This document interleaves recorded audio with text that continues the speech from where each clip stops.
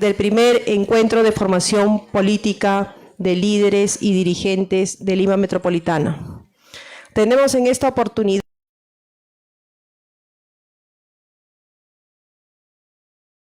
experto, analista político, comunicador, magíster en Humanidades por la North Carolina State University y en Historia por la PUC. Además es comunicador social por la Universidad Nacional Mayor de San Marcos, ha sido editor de Política y de Regiones del Comercio, asesor político senior en la Embajada de Estados Unidos y jefe del programa de ética pública en la Defensoría del Pueblo, al cual le queremos dar un fuerte aplauso, por favor, por su asistencia.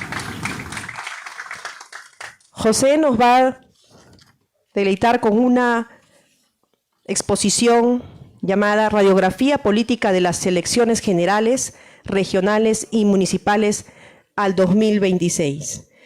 Quiero recordarles también que José Requena es una persona muy reconocida en el medio como analista político de todos estos procesos electorales que ya venimos siendo observadores, y hoy con su presencia nos va a engrandecer para poder tener alcance de cómo van los movimientos políticos y cuál es nuestra proyección también en aras del 2026. Muchísimas gracias, José. Te cedo la palabra. Aplauso, por favor.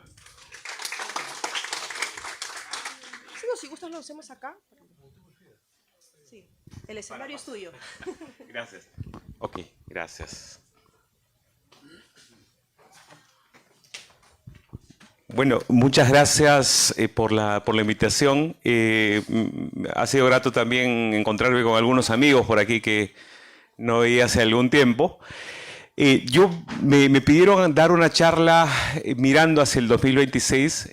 Creo que hacerlo sin mirar lo que está pasando ahora sería incompleto, así que voy a dedicar la presentación, que está dividida en 3 partes, y que titulo El largo adiós por esta precariedad con la que nació el actual gobierno, que de hecho desde el inicio siempre ha caracterizado, siempre ha estado presente la pregunta de si va a concluir o no en julio del 26, ¿no?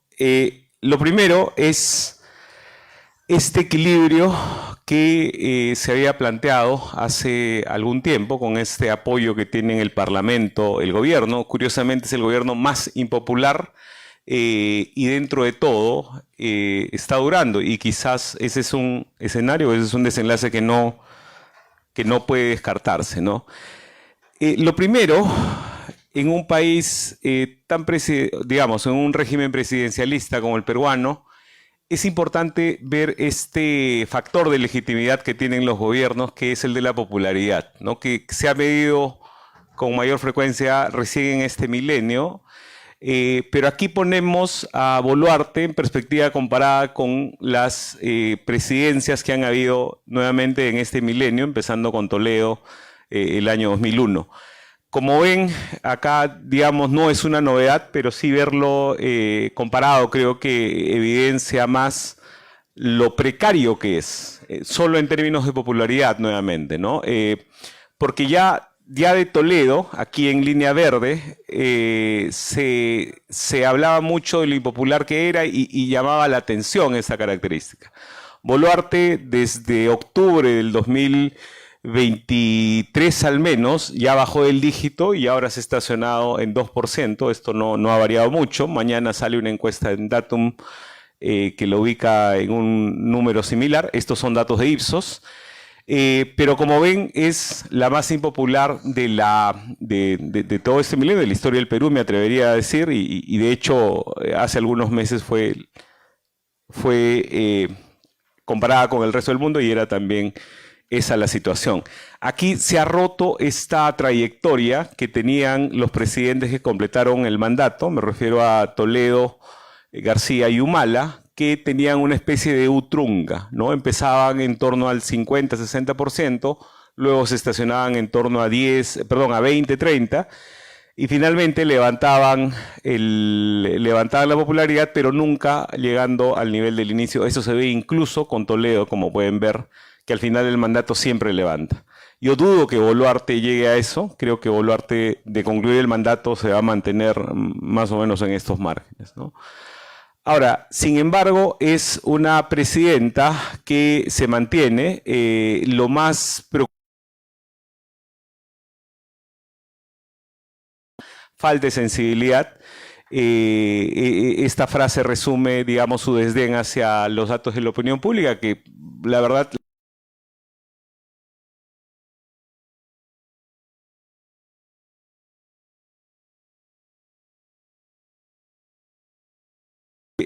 sin embargo, guste o no, es un elemento o es el elemento más cercano para poder medir lo que realmente está pasando. Y creo que es útil verlo de manera desapasionada. A estas alturas,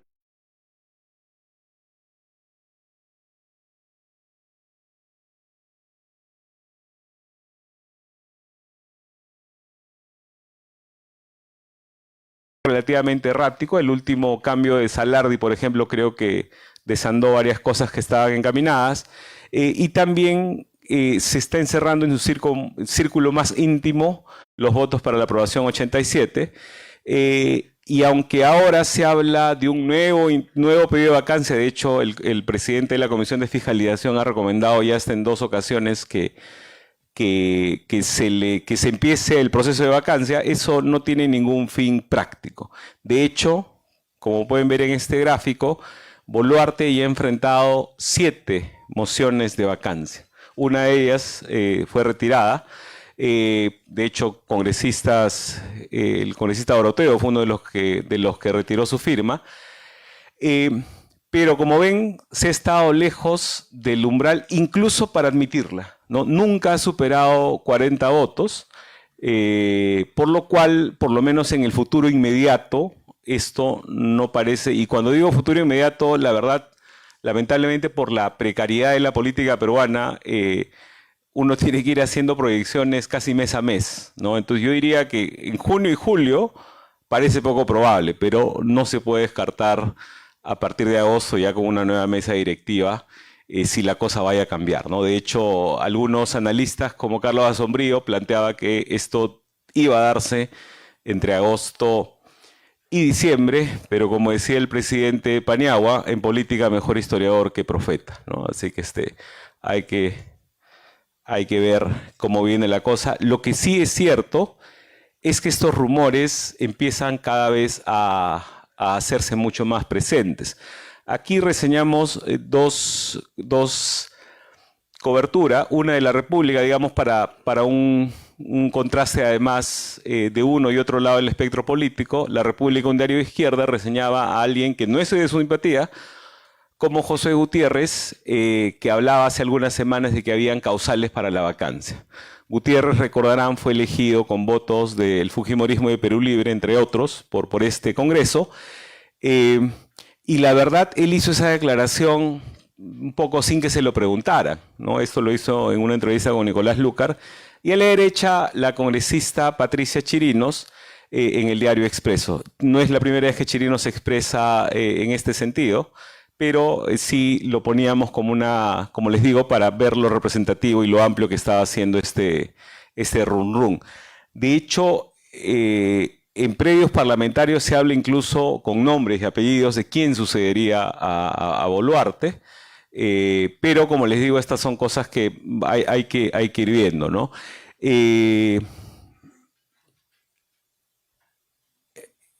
Y aquí un poco lo que ha pasado ya más reciente es una cobertura del último jueves, en el que el comercio empieza, de hecho de aquí tomábamos el dato de 43, el dato que teníamos de hace algunas semanas era de 35, por lo cual uno podría decir que se ha incrementado digamos, el ánimo opositor, pero como les digo, por lo menos en el futuro inmediato parece algo todavía lejano. Pero es un tema del que se habla con mayor recurrencia en cualquier caso. Y en eso creo que tiene mucho que ver también los vacíos en la gestión de Boluarte. Y ahora, en en la, digamos, en el cálculo que al final de cuentas se hace, que tiene que ver básicamente con votos. Por un lado, creo que algo que favorece la necesidad, o digamos, que favorece un escenario de vacancia, es la necesidad de los aliados de marcar algo de distancia a estos pasivos. Mañana sale una encuesta en Datum, en el comercio, en el que se reseña, por ejemplo, que APP y Fuerza Popular, que son percibidos como el sostén parlamentario del gobierno, como que fueran castigados al menos por las simpatías. Datum no pregunta por intención de voto, pero sí por simpatía. Y por otro lado, la inacción del gobierno ante los problemas principales del país. La verdad, el gobierno está dedicado a disputas menudas. Una cosa como lo de la Junta Nacional de Justicia, por ejemplo, en algún otro momento hubiera requerido alguna... Yo sé que es algo que bate fuera, si es un tema muy sensible, pero creo que el Ejecutivo hubiera podido mediar algo en esta crisis en alguna otra coyuntura. Y por el lado negativo, aquello que inhibe la vacancia, creo que es el temor de los aliados en el Congreso de que le salga un presidente respondón. De hecho, un presidente más o menos respondón fue Paniagua, ¿no? Se creyó que era el más inocuo en esa crisis que él enfrentaba, y creo que fue un presidente que tuvo una agenda propia muy marcada, lejos de lo que la mayoría parlamentaria en ese momento te decía, ¿no? Entonces, claro, AP y Fuerza Popular pueden temer perder ese control y por eso prefieren no mover mucho la cosa. Y eso también por la posible pérdida del control de la agenda legislativa, porque lo que se haga en el Ejecutivo también es algo muy relevante. Y entrando a las elecciones en sí, algunos datos generales. Estos son todos los candidatos que ya no son o no van a ser por distintas razones. Estamos hablando de 11 en total. Algunos nombres que se creía que iban a ser protagonistas, como el de Antauro Humala o Hernando de Soto, y alguien como Martín Vizcarra, que todavía genera mucha popularidad en un grupo importante, y que a estas alturas está inhabilitado, aunque él dice que va a ser candidato, pero lo cierto es que no puede serlo. Y abajo más candidatos cercanos al lado izquierdo, que también han ido cayendo. O sea, ahí la excepción es Valdés, obviamente. Ahora, el que, por lo menos en el caso de Vizcarra, él va seguramente tratar de revertir su situación legal. Y en el caso de Antauro Humala, han habido coqueteos conjuntos por el Perú, el partido que preside Roberto Sánchez. Y en el caso de Verónica Mendoza, aunque oficialmente no ha salido, ella sí lo ha declinado, y Vicente Alanoca sería el candidato presidencial de este partido. Hay rumores también, como habrán escuchado, de que Carlos Álvarez podría seguir los pasos de Hernando de Soto, pero es algo que todavía no se ha terminado de aclarar, ¿no? Estas cifras corresponden a CPI. Es una encuesta que hay que tomar con pinzas, porque lo que hacen es preguntar por mención espontánea, ¿no? Y la presento básicamente porque es la más reciente, pero como ven, Vizcarra todavía tiene un bolsón importante, pero como también pueden... perdón, antes de pasar acá... Pero lo cierto es que 2/3 de los votos, el 66%, se define el último mes. Entonces es, la verdad, todo muy prematuro. Y de hecho, como vamos a ver más adelante, quienes lideraban las encuestas al inicio de la selección del 21 terminaron, incluso en el caso de Forsyth, sin cruzar la valla. Pero aquí un dato importante es el de... acá no se ve muy claramente, pero este segundo, aquí en la gráfica de la izquierda, el segundo partido con intención de voto es Acción Popular. Es cierto que hay un gran grueso que son los votos debajo de no sabe, no opina o por ninguno, pero entre los partidos que tienen alguna voluntad de voto, Acción Popular todavía tiene un sólido, y digo sólido porque el porcentaje se ha mantenido en las mediciones de enero y abril que se ha hecho, un sólido 6%. ¿No? Que eso también hay que agregar el peso de la marca partidaria, porque ya con la cédula es donde algunos partidos que tienen un logo mucho más conocido creo que pueden tener una ventaja significativa. Y aquí en el lado del candidato, como ven, el representante que aparecía aquí de Acción Popular era Alfredo Barnechea, pero como ven cómo se triplica cuando pasas al partido, ¿no? Barnechea tiene 2, el partido tiene 6, ¿no? Y eso es algo importante porque ahora hay mucha moda por, digamos, de hecho la encuesta de Datum de mañana también trae mucho eso, la expectativa por la novedad, ¿no? Fenómenos como Álvarez o Philly Butters pueden explicarse por la expectativa de un grueso de la población que quiere novedad. Sin embargo, a la hora de la hora, ya estando con la cédula ahí, hay muchos símbolos que son y tienen un peso mayor que otros. Esto es algo importante por el tema de la confianza. Esta es la primera elección en la que los organismos electorales tienen tanta desconfianza acumulada, ¿no? Y eso creo que llama a una, acá es no es que haya decrecido, sino el confía mucho, el confía nada es 37%, el confía mucho es 8%, y como ven, la mayor cantidad de gente se inclina hacia la desconfianza, ¿no? Y esto es un poco también las posiciones que se han presentado luego de la elección de Castillo. Hay que ver también el peso de algunos bolsones electorales. Como ven, entre Lima Metropolitana y el norte se llega casi al 60%. Eso contiene o podría contener los votos del sur, que son mayoritariamente de izquierda, que sin embargo el sur en su conjunto llega al 20%. Pero con el peso o con el modo en que se ha diseñado el Senado, que la mitad es por distrito único y la otra mitad por regiones, eso podría terminar equilibrando un poco la desventaja aparente que tendría el sur, ¿no? Ahora, también hay una doble valla. Creo que la regulación del Senado creo que va a tener un impacto relevante, pero esto es algo para considerar, digamos, cuáles son lo que marca, porque siempre se habla mucho del sur, pero como ven, entre Lima y el norte es una proporción mucho mayor. Y esto era lo que les comentaba de lo prematuros que terminaban siendo los números.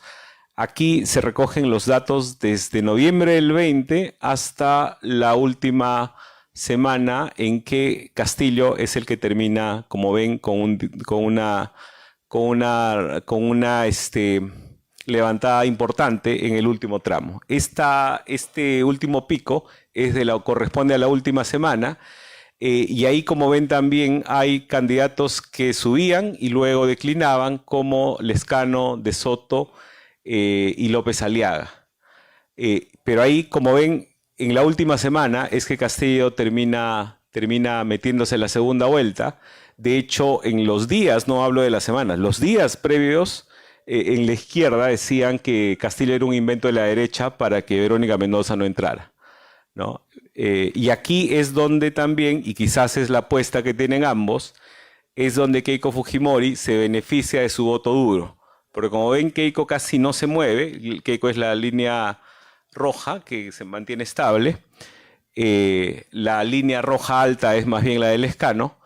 Pero como ven, Keiko se mantiene con su voto duro y al final empuja un poco, cosa que no logra hacer ni López Aliaga ni De Soto, ¿no? Pero nuevo, estas cifras son claves. El primer simulacro suele ser un mes antes de la elección, y es, como les decía, el último dato del Jurado Nacional de Elecciones es que el 66% define, como les digo, en el último mes, 22% en el día de la elección.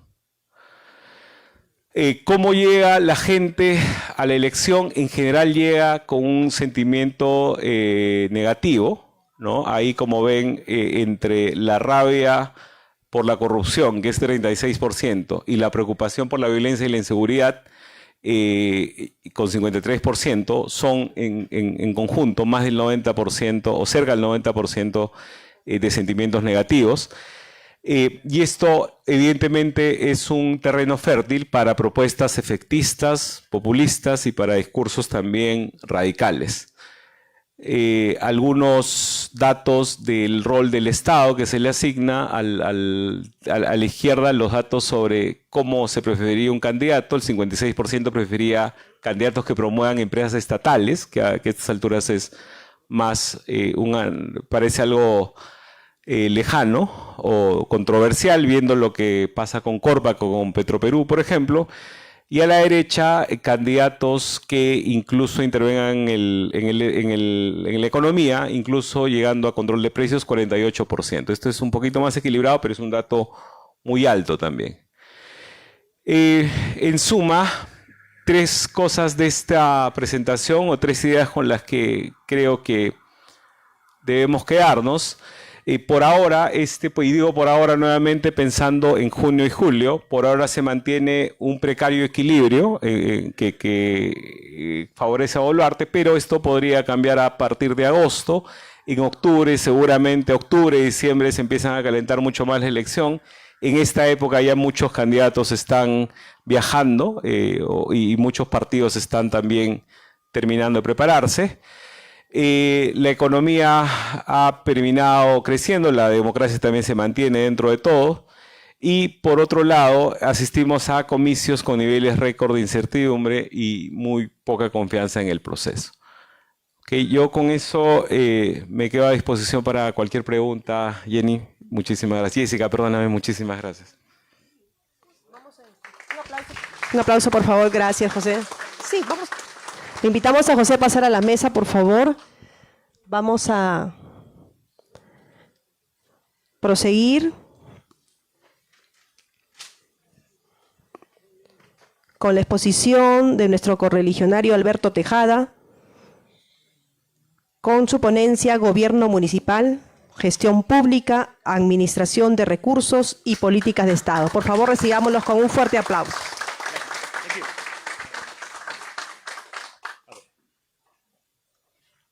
Bueno, ante todo, muy buenos días o muy buenas tardes con todos.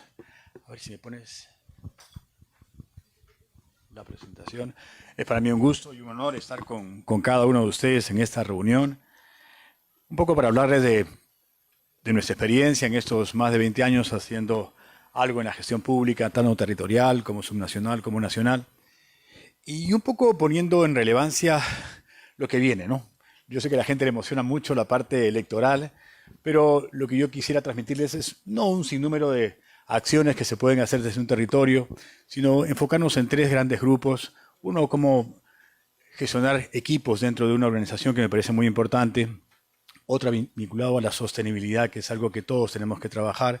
Y en protección social, algo con seguridad y salud, que es 2 o 3 puntitos que son demostrativos de cosas que se han venido realizando y que son adaptables a cualquier realidad del país, ¿no? Porque de una u otra manera no hay dos cosas exactamente iguales, porque dependen de recursos, de condiciones humanas, de condiciones sociales y un sinnúmero de variables que vamos a ir comentándolas en el tiempo.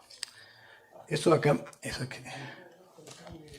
Sin duda, quiero ajustarme al tiempo, tenemos que reconocer que tenemos un mundo en constante cambio, ¿no? Hay situaciones como la urbanidad, que es un fenómeno mundial, ¿no? Ya casi el 70% de la población vive en contextos urbanos y bueno, 4.200 millones de personas comparten un pequeño territorio y un estilo de vida que tenemos que atender. Ya no es un mundo de inmigración, es un mundo muy concentrado, que a su vez está globalizado, y el proceso de globalización, que comenzó más o menos hace 25, 30 años con gran furor, también es interpretable porque las tecnologías de la información y comunicación han revolucionado el mundo, ¿no? O sea, estamos ya en una época a la cual tenemos que atender demandas distintas porque corresponden también a fenómenos sociales diferentes, ¿no? Las personas se comunican a través de redes sociales y ya no hay solamente grandes tendencias, sino hay un consumidor nuevo, una teología del consumo que hay que atender, porque a eso va dirigido cada sector donde cada uno de nosotros vive, que pueden ser realidades completamente distintas. Definitivamente la globalización tiene que ver con la economía, con lo social, con muchos aspectos que son muy trascendentes. La demografía también, ¿no? Porque la expectativa de vida para todos los seres humanos va en incremento. Acá en el Perú estamos casi en 77 años, países avanzados llegan a 84 años, y la mujer ha logrado vivir 17 años más en los últimos 25 años, en desmedro de su reproducción, pero creciendo mucho más en longevidad, lo cual quiere decir que tenemos que atender en el futuro a una población adulta siempre creciente, con una menor cantidad de tasa de natalidad, que es otro fenómeno que también tenemos que atender, porque muchas veces vamos a tener que recurrir a los nietos para atender a los abuelos y a los padres que van a estar fuera del mercado laboral. El cambio climático es sin duda un fenómeno que lo tenemos que atender a autoridades locales, subnacionales o nacionales, porque no dependen de nosotros, sino el desborde de ríos, las inundaciones, el calentamiento global y todas sus implicancias tienen que ver con la salud, tiene que ver con la economía y tiene que ver con muchos aspectos que tenemos que prever para poder atenderlos. Definitivamente, hoy quiero hablar algo acerca de la inteligencia artificial dentro de la tecnología que queremos proponer, sobre todo cuando hablamos de seguridad y de salud, porque hoy ya no es el futuro, es el presente en el cual inclusive estamos llegando tarde, ¿no? O sea, hoy la aplicación, por ejemplo, en la medicina es realmente fantástica. Hoy día hay telecirugía, yo puedo operar a miles de kilómetros de distancia a través de la robótica y de hecho el mundo tecnológico ya no podemos verlo ni contemplarlo de lejos. De hecho, no hay persona, inclusive pobre, que no tenga un celular y a través de este medio está comunicado, integrado y buscando aplicativos todos los días, ¿no? Tenemos una gobernabilidad en crisis, bien lo ha dicho el señor Requena, tenemos un gobierno impopular, diría que no ilegal, pero sí ilegítimo, que realmente es un problema. Una cuestionada autoridad que siempre nos suma y resta notoriamente, un centralismo burocrático que no logramos resolver y una ausente o anárquica visión de país, nación y territorio que realmente me conmueve, por lo menos para este tiempo. Un individualismo que casualmente es conducido y patrocinado por las redes sociales y por este celular que realmente hace que la gente sea individual y que muy poco comparte su interés por el bien común. Esta pérdida de identidad y valores también es una gran problemática porque de ello depende lo que yo quiero realizar en una comunidad o en una colectividad determinada. Y de hecho somos un país potencialmente pluricultural y no podemos convertir esta pluriculturalidad en una ventaja de la cual tenemos que sacar provecho y es lo que da inspiración a la Acción Popular, ¿no? De hecho, Acción Popular tiene una fuente de inspiración en ese Perú ancestral sin importar ningún tipo de ideología, ¿no? El Perú como doctrina tiene estos valores que ustedes conocen mejor que yo, que los profesan y que creo que le da sentido de actualidad a un partido que de pronto está vigente con sus ideas a pesar que los tiempos han cambiado y han pasado 68 años desde su fundación. De hecho, esta civilización inmortal en la cual el presidente Belaúnde conversaba hoy tiene muchas variables que cuando hablamos del territorio y sobre todo cuando hablamos de gobiernos territoriales tiene mucho sentido.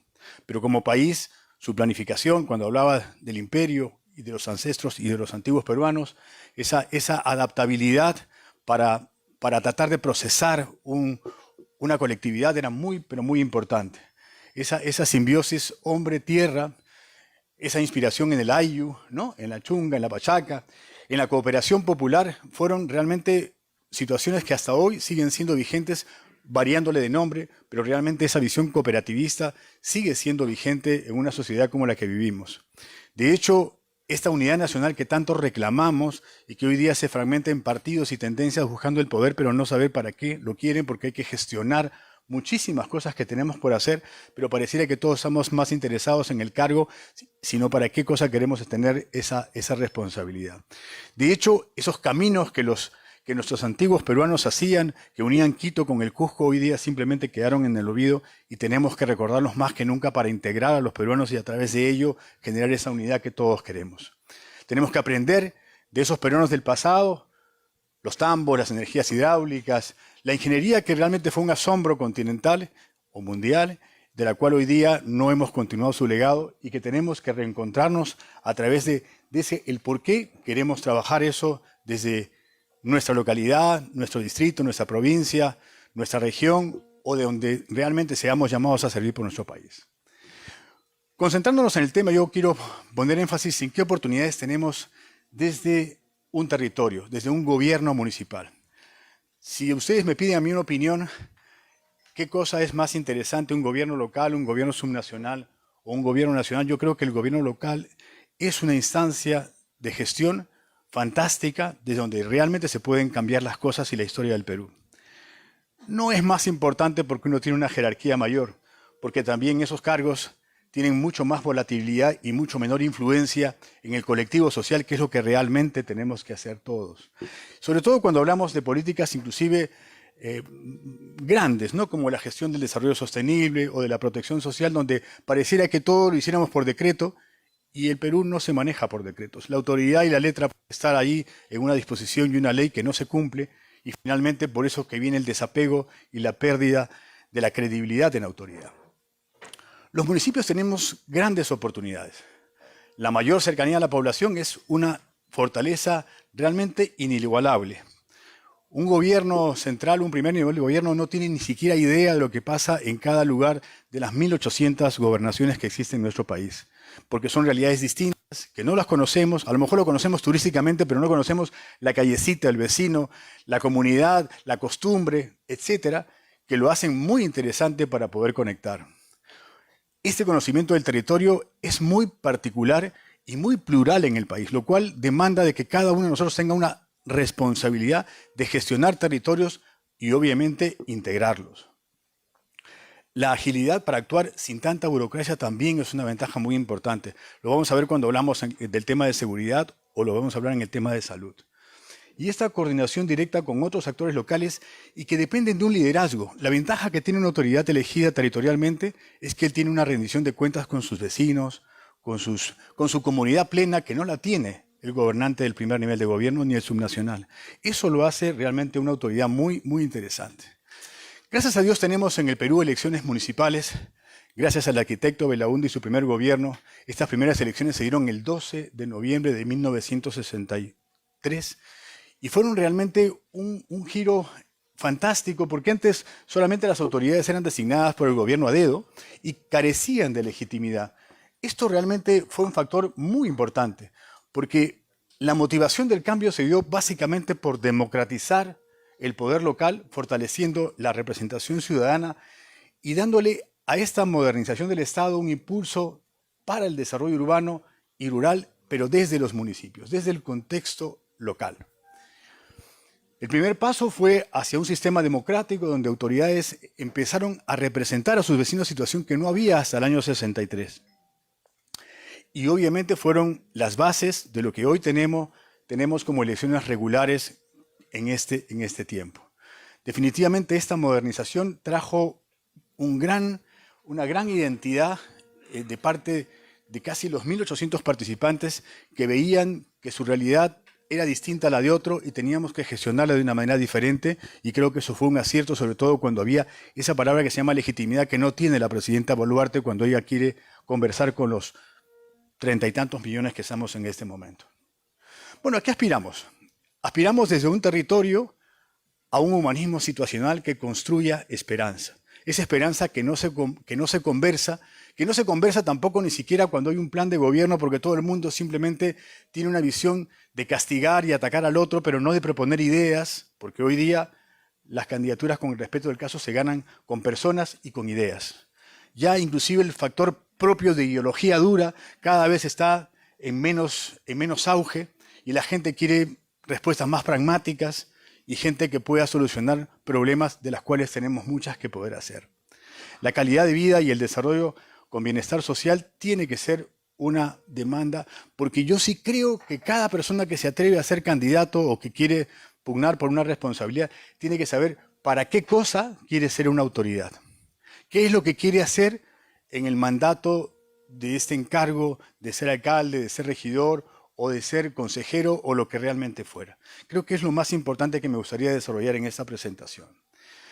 ¿Qué necesitamos? Construir un liderazgo primero que viene emanado realmente de las urnas, porque desde que usted es elegido, el sistema municipal tiene una ventaja, que tiene usted una mayoría desde que ingresa el primer día, aunque tenga la votación no mayoritaria, no se gana con el 50+1, se gana con las mayorías simples, pero ese consejo municipal ya tiene a mi juicio una ventaja de contar con una mayoría de facto que le permite a la autoridad, que si tiene claras las ideas, avanzar por lo menos con los primeros propósitos para poder gestionar, cosas que a veces no se da en el Estado, donde tenemos un gobernante que tiene una mayoría en el Parlamento que solo petardea sus ideas y no lo deja caminar y no lo deja avanzar. Tenemos que realmente gestionar una cultura organizacional íntegra, competitiva y tecnológica, ¿no? Y yo hablo de la tecnología y voy a hablar bastante de la tecnología porque no se puede estar ausente de ella. Hoy día la tecnología está, usted le pide al ChatGPT hoy día cualquier curiosidad y se la va a brindar. Y eso ya no lo está haciendo la gente simplemente de un alto nivel, lo está haciendo democráticamente cualquier tipo de persona para una presentación escolar. Entonces, no podemos obviar esta instancia, porque como hablemos, por ejemplo, ahora de cámaras de videovigilancia, si no le coloca el componente de inteligencia artificial, pues el delincuente la va a tener. Y si yo no estoy a la altura de esas circunstancias, estoy simplemente hablando humo, ¿no? Necesitamos servicios inspirados en el ciudadano. Eso es una situación muy importante porque cuando hay gente que quiere ser autoridad, no está claro quién es el alcalde que quiere ser alcalde, piensa que es el jefe. Y creo que ahí comienzan los problemas, ¿no? O sea, nosotros nos debemos realmente al ciudadano, a la persona que nos eligió, y ellos son realmente nuestros verdaderos jefes, ¿no? Garantizar el desarrollo sostenible y la protección social como parte de un eje central de lo que realmente queremos conversar. Pero ¿por dónde comenzamos? Para mí es fundamental que una autoridad elegida o elegible tenga claro su marca ciudad. Y le digo porque hay 1.800 realidades distintas en nuestro país, inclusive en Lima metropolitana. Usted puede ser vecino de otro distrito que tiene realidades de estilos de vida completamente diferentes. Y la estrategia tiene que variar a 5 minutos de donde usted vive.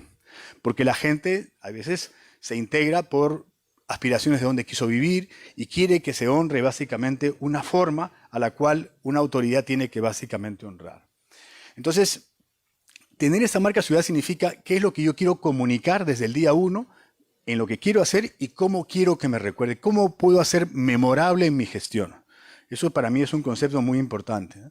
Igualmente, desde el primer día, instaurar un gobierno corporativo que esté inspirado en el ciudadano. Decirle a cada funcionario y a cada trabajador con los que usted va a trabajar que el jefe no es el alcalde, que el jefe realmente es el ciudadano. Esa persona que viene a una ventanilla y que viene a pagar un impuesto, que viene a pagar un tributo, no es para decirle en qué lo puedo servir para decirle que no, sino en qué lo puedo servir para decirle que sí y para solucionar sus problemas. Porque muchas veces el burócrata piensa que es el doctor Chantada y que él tiene que realmente tener la autoridad de decirle su trámite no pasa por tal o cual motivo, cuando en realidad lo que tenemos que colocar desde un territorio es orden para que las cosas sucedan o se formalicen de la manera más sencilla. Entonces, generar confianza, eficiencia, innovación. La innovación es una palabra que me interesa muchísimo que se puedan llevar para casa. Hoy tenemos que ser disruptivos y si no es disruptivo, simplemente pierde el tiempo en una gestión. ¿Por qué? Porque la mayoría de personas entra por administrar una municipalidad. Y entonces lo único que se va a llevar como saldo son problemas. Siempre apagando incendios si usted no tiene claro qué representa su colectividad y qué cosa es lo que puede hacer para cada lugar. Y ahí sí somos diferentes todos, porque usted puede estar en un lugar rural, pero con cualidades, por ejemplo, históricas, culturales, de las cuales puede perfectamente anclar un sentido de gestión, independientemente que no sea de su sector, porque hay gente que piensa que tener una huaca, por ejemplo, dentro de su territorio no es una competencia suya, cuando en realidad es su fortaleza. El decir, yo tengo una vinculación con Chanchan, yo tengo una vinculación con el deporte, yo tengo una vinculación con cualquier cosa de la cual yo creo una historia. O sea, la historia se crea en función a las potencialidades que cada colectividad tiene. Entonces, los primeros pasos van a ir orientados a cambiar una estructura orgánica, apenas usted ingresa, poniéndole énfasis en lo que realmente para usted significan sus prioridades.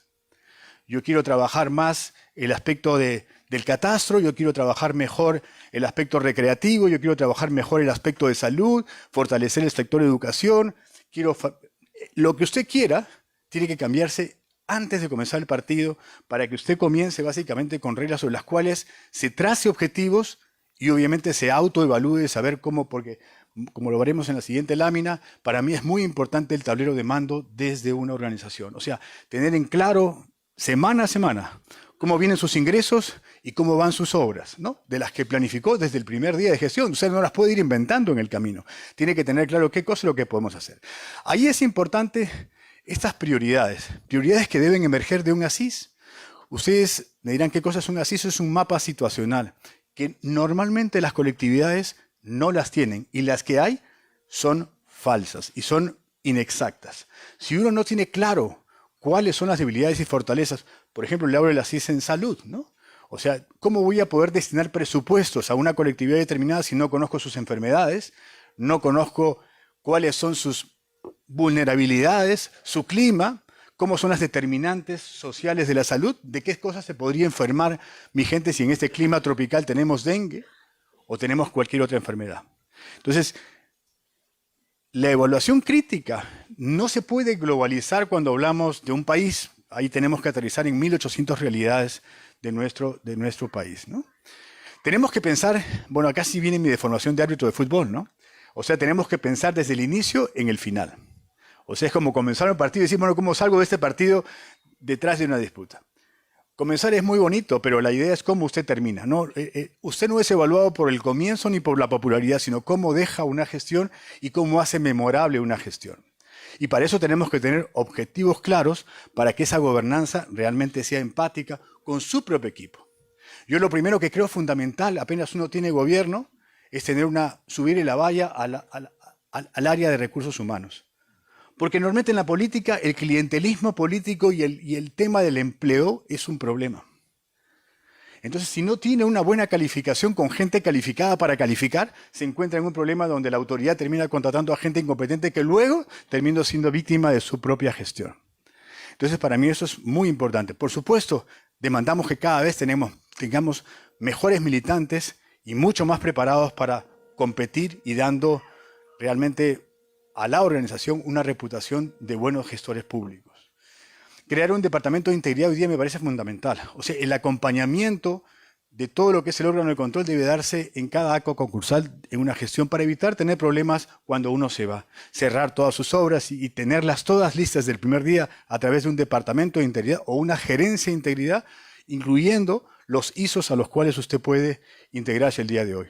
Racionalizar recursos, porque de hecho usted encuentra un presupuesto y ese presupuesto a lo mejor no tiene que ver con sus prioridades. Entonces, esta racionalización es fundamental. Igualmente, la digitalización. Digitalización que ya no puede ser sino al 100%, porque es ahí donde viene la corrupción, es ahí donde realmente todo lo que no lo hace trazable, lo hace dudable. Y yo creo que todo lo que usted coloca en web le permite analizar datos para progresar. La simplificación administrativa que realmente no termina nunca de mejorar. Tan solo en el sector salud, por ejemplo, el 80% de la gestión sanitaria se va en burocracia. Entonces, siempre voy a tener una atención demasiado cara para ser demasiado eficiente. O sea, si yo les digo que el 80% se va en cosas que no son en propio de una atención médica, bueno, pues ahí tengo un gran problema porque me es muy difícil capitar para hacer intercambio de servicios y demás. Pero igualmente sí es posible porque hay que hacer ahí una profunda transformación también. Esto del tablero de la gestión me parece una práctica muy interesante. Semana a semana, o como conversaremos también el tema de seguridad con el CODISEC, deberíamos de tener un tablero donde, reunido con sus funcionarios, usted tiene el control de su gestión, tanto de los ingresos como de las obras y el curso de las obras, teniendo a todos sus funcionarios en una sola mesa redonda para conversar todos unidos para hacer un equipo de ello. Y en ello es muy importante el tema de este mapita, ¿no? No puede haber gobierno en la cual no existe un mapa cartográfico, hoy día digital, en la cual usted no tenga claro cómo están distribuidas sus poblaciones y sus recursos y sus intervenciones. Si eso no es posible, va a avanzar muy poco o va a ser muy poco estratégico y táctico a la hora de generar una gestión determinada. Y por supuesto, trazarse siempre que nosotros tenemos que darle valor a nuestra propiedad, a las propiedades, al valor compartido, al espacio público, generando siempre crecimiento hacia adelante. Necesitamos estrategias súper importantes como la participación ciudadana que tiene que ser comenzada desde el primer día. Yo siempre postulo que la campaña comience el primer día que usted es elegido, no cuando hace una campaña política. O sea, ese día realmente comienza su alianza con la población porque tiene la idoneidad y el poder para acercarse a ellos y escuchar lo que realmente hablaba también el presidente Belaúnde cuando hablaba de chincheros y la formación de Acción Popular, ¿no? Convocar a la universidad, a la academia, porque no hay que tenerle miedo a la ciencia, sino al contrario, incorporarla dentro de la gestión. Hay que generar laboratorios de innovación, de banco de proyectos, puentes socioeconómicos con los actores que tengamos en nuestra colectividad. Hay gente que no tiene recursos. Sí los tenemos, si los vemos básicamente a través de acciones público-privadas, si lo vemos hacia recursos que el Estado a veces les cuesta mucho más trabajo realizar. Y por supuesto, tener anclas que le generen anclas que le generen conexión con la colectividad. Yo pongo aquí un ancla que es la recreativa, pero puede ser el ancla religiosa, el ancla que ustedes quieran, pero necesitamos que la colectividad se sienta que ustedes no viven en un lugar donde simplemente hay casitas y hay un dormitorio y donde tiene decretos, donde la gente sienta que el espacio público es parte de su patio trasero, que lo disfruta y que lo valora, ¿no? Yo pongo énfasis, lo que hicimos en nuestro distrito fue básicamente esta ancla de la recreación, que es muy popular en San Borja, ¿no? Si usted va, por ejemplo, ya van 25 años que tenemos cerrado todo un área que primero eran 4 y ya son 10 kilómetros. El único lugar que yo conozco en el Perú que todos los domingos cierra 10 kilómetros de su territorio para que las familias, no de mi distrito, vienen ya hoy de muchos distritos pasando y recreándose y usando el espacio público para su bienestar. Y con ello, muchos otros, diría que, acciones que de pronto generan ese sonciadero que yo le llamo tan importante para conectar con la colectividad, porque es lo único en lo cual se comparte hoy día un barrio, ¿no? El barrio ya no es el del pasado, hoy día cada uno vive para trabajar y está metido en su tema, entonces no hay un lugar donde yo puedo entretenerme y usar ese espacio público para tener esa identidad territorial que es tan importante para que la gente finalmente lo ayude. Mil cosas podemos hacer, porque hoy día no quiero hablar de programas, porque hay miles de programas que podemos hablar en otra oportunidad, pero hoy necesitamos avanzar y quiero solamente darle experiencias de 3 sectores, ¿no? Pero acá les pongo varias, puede hacer cine abierto, puede hacer espectáculos de escuela de campeones, etcétera, etcétera. Vivimos un mundo en constante cambio y esto nos obliga a ser resilientes. El cambio climático es algo que todos ustedes conocen, tiene un impacto en el calentamiento global, en los niveles de los océanos, y entonces salen estas políticas del desarrollo sostenible. Curiosamente, desde un gobierno, usted aplica 15 de las 17 estrategias que realmente nosotros tenemos que cumplir como país. O sea, finalmente el ente ejecutivo es un gobierno territorial, no es un gobierno que por decreto dice vamos a hacer tal o cual cosa, ¿no? Estos objetivos de sostenibilidad son, diría que la segunda parte de los objetivos del milenio, que se trabajaron realmente de manera, diría que muy pobre, ¿no? Teníamos objetivos, yo me acuerdo que cuando estaba en esa época también era alcalde, y yo me enteré de los objetivos del milenio cuando ya nos íbamos y teníamos otras responsabilidades como alcaldes que cumplir con objetivos del milenio, y me enteré cuando me iba. O sea, nadie nos comunicó que yo tenía alguna responsabilidad con los objetivos de Estado desde un territorio, porque normalmente los territorios son vistos pues como el pobrecito, cuando en realidad ellos tienen la enorme fortaleza que están ahí donde vive la gente y donde pasan las cosas y donde se cambia el comportamiento colectivo de la gente. O sea, el de acá no tiene poder, el que tiene poder más es el de abajo. Lo que pasa es que no aprovechamos y no trabajamos en equipo. Eso porque siempre la vanidad del que es más importante se cree más importante, yo no lo veo más importante. Pero este desarrollo sostenible es muy importante que usted lo tenga en cuenta porque tiene que ver con el desarrollo, pone al ciudadano al centro, realmente tiene que ver con lo económico, lo social y con lo medioambiental, por supuesto, ¿no? Es inclusivo, universal y realmente busca asegurar las necesidades del presente sin comprometer los recursos del futuro y sobre todo nos alienta a que todos tomemos conductas responsables con respecto a nuestro entorno. En salud, hoy, por ejemplo, antes ustedes habían escuchado que la mente en el cuerpo sano era importante. No mente sana en cuerpo sano. Hoy día se habla de mente sana en cuerpo sano en entorno sano. El entorno le puede enfermar la cabeza y la cabeza le enferma el cuerpo y finalmente se enferma de verdad, porque el entorno puede ser desde un jefe equivocado hasta un clima hostil o una circunstancia a la cual yo puedo prever. Cuando hablamos del cambio climático hablamos de esto, ¿no? Del manejo de residuos, de las economías circulares, del manejo del agua, del aire, etcétera, etcétera, etcétera. Pero yo les pongo aquí misceláneas chiquitas. Todo lo que podamos hacer para forestar una ciudad como Lima, con tan poca agua, es un arte y es un arte que se puede hacer apelando a recursos no necesariamente creativos, simplemente a voluntad. Como lo veremos desde pozos hasta tratamiento de aguas servidas o ver la manera de cómo podemos, me encantaría ver en un futuro más áreas humildes de nuestro país verdes, ¿no? Me parece lamentable tener un río que nos da la bienvenida en el aeropuerto, absolutamente polvoriento, sin ningún encanto cuando tenemos el agua pasando por el propio río. Costaría tan poco colocar un río verde al costado que no sé por qué no se hace, pero bueno, no les importa el tema de cómo puedo llegar. Tengo un aeropuerto bien bonito, pero no tengo la forma de llegar para ver que por lo menos existe limpieza y orden. No le digo que sea belleza babilónica, pero por lo menos se pueden hacer muchas cosas. Ya tenemos que mirar las energías renovables, sobre todo en el mundo rural, donde no exista la energía como una alternativa, hasta para el tema del agua, ¿no? Porque en lugares donde no llegue el agua, o lo sacamos del pozo, o lo traemos a través de energía solar o energía eólica, pero no puede haber el mismo discurso con respecto a la gestión del agua. Un recurso fundamental para la salud, para la economía, para la producción y demás. Hoy tenemos bombas, hoy tenemos energía eólica, hoy tenemos reservorios, tenemos muchas alternativas que no me quiero extender porque no es el motivo, sino simplemente decirle que hoy no tendríamos razón a justificar la brecha de agua que existe en nuestra metrópoli de Lima, ni siquiera en otras partes donde la cosa es un poco más difícil.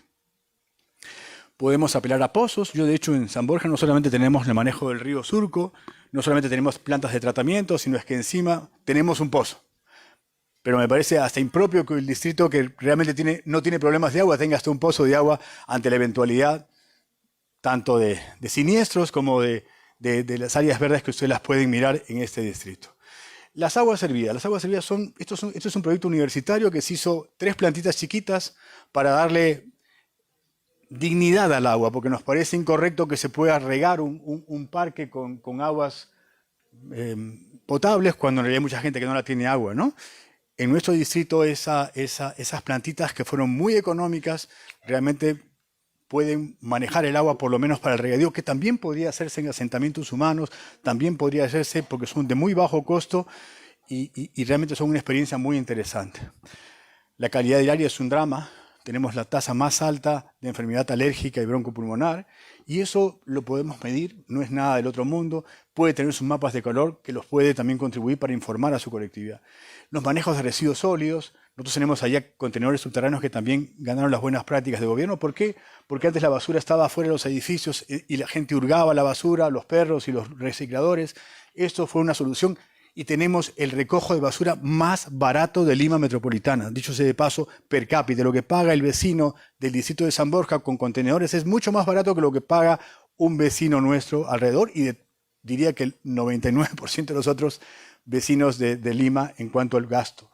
Hoy estamos en la etapa de la segregación, de la economía circular, que la hacemos creativamente. Eso, por supuesto, no es importante para nosotros, hasta en eso hemos entrado. Nosotros trabajamos nuestro compostaje con el ejército para que ellos nos den pues esto, el famoso compostaje para nuestros propios jardines, a condición de llevar la maleza, que en lugar que se lo gane alguien, lo hacemos reciclable y lo hacemos también con los olivos para regalar a los vecinos y qué sé yo, pero hay 1000 ideas de cómo uno se conecta con la colectividad. Y por último, en sostenibilidad, del tema de las ciclovías, ¿no? No tienen que ser chanconas ciclovías de 2 metros de ancho, que realmente pareciera que estuviéramos haciendo una obra civil y catastrófica como la que usted ve en la Avenida Primavera, que no deja pasar el carro. Si tan solo yo puedo mirar dónde puede pasar bien un auto y compartirlo y hacer interconectables las ciclovías, sería una maravilla. Por lo menos en San Borja hicimos 57 kilómetros en un territorio más pequeño que otros. En San Borja hay 140.000 personas y 45.000 predios. No es tan chiquito, pero es chiquito en territorio, pero estamos en el centro y estamos conectados con todos los distritos. Le digo al alcalde de Surco, ¿por qué no nos pasamos un poquito para el sur? No podemos. O sea, es un pedacito lo que me falta para pasar e interconectar, porque mucha gente ya usa estos medios para mejorar su economía y para una serie de virtudes. Vivimos, como le digo, un constante cambio. Y aquí, ya no les pongo el fútbol, pero no, a ver, ponme ese. A ver, ponme el fútbol. Yo les traía esto de la reflexión que la vez pasada creo que se los puse, o no sé si los puse en otro lugar, pero le decía, a ver, pon esto. Me mataron por ese gol. Esa es la mano de Tulio, ¿no? O sea, el único que no ve el gol es el sonso del árbitro que mire esa mano tan escandalosa. Yo cada vez que le digo, ¿cómo no puede ser tan burro no ver esa mano? Era una semifinal, la tercera Brasil-Argentina que dirigíamos. Y obviamente el mundo entero veía una mano, porque había 1.000 millones de personas de partido, y el único que no lo veía el árbitro, ¿no? O sea, obviamente, el equipo amarillo convierte un gol. Pero bueno, ahora estamos en esta época, ¿no? En el fútbol, no le digo, no tengo muy lejos. La jugada con distintos ángulos ahora y velocidades, estableciendo si existió una infracción previa al gol. Hoy día piso, voy con el te audito, te publico y Sí, te ya digo lo la vi. sanción. Está Y habilitado. mira, Ahora muéstramela toda completa. va por aquí. Sigue. Reto C. Ah, ok. Para mi cabecera con la... Dale, para. Ahora muéstramela detrás de arco. Ok, gol confirmado, número Qué 3 fácil de así, Ecuador. no hay problema. O sea, de esa manera no hay forma, no habría manos de Tulio, ¿no? Ya terminé. O sea, lo que yo les quiero decir es de que esto no es nuevo, ¿no? Eso es año 95. Y el VAR ya tiene 10 años. Oye, en el fútbol ya hoy día me están discutiendo si la uña estuvo un poquito más larga, estuvo un poco más adelante, más atrás. El partido de Alianza la semana pasada, Carlos Hinchanera, que lo veo por atrás de San Juan. No fue. Han tenido que ser un empate, pero el tema es que la tecnología está al servicio de todas las disciplinas, de la medicina, del deporte, y no sé por qué la contemplamos de otro lado todavía haciendo operativos donde pareciera que todo es ponerle actitud, cuando en realidad lo que tenemos que trabajar es tecnología que no es ciencia ficción. Pase la siguiente, por favor.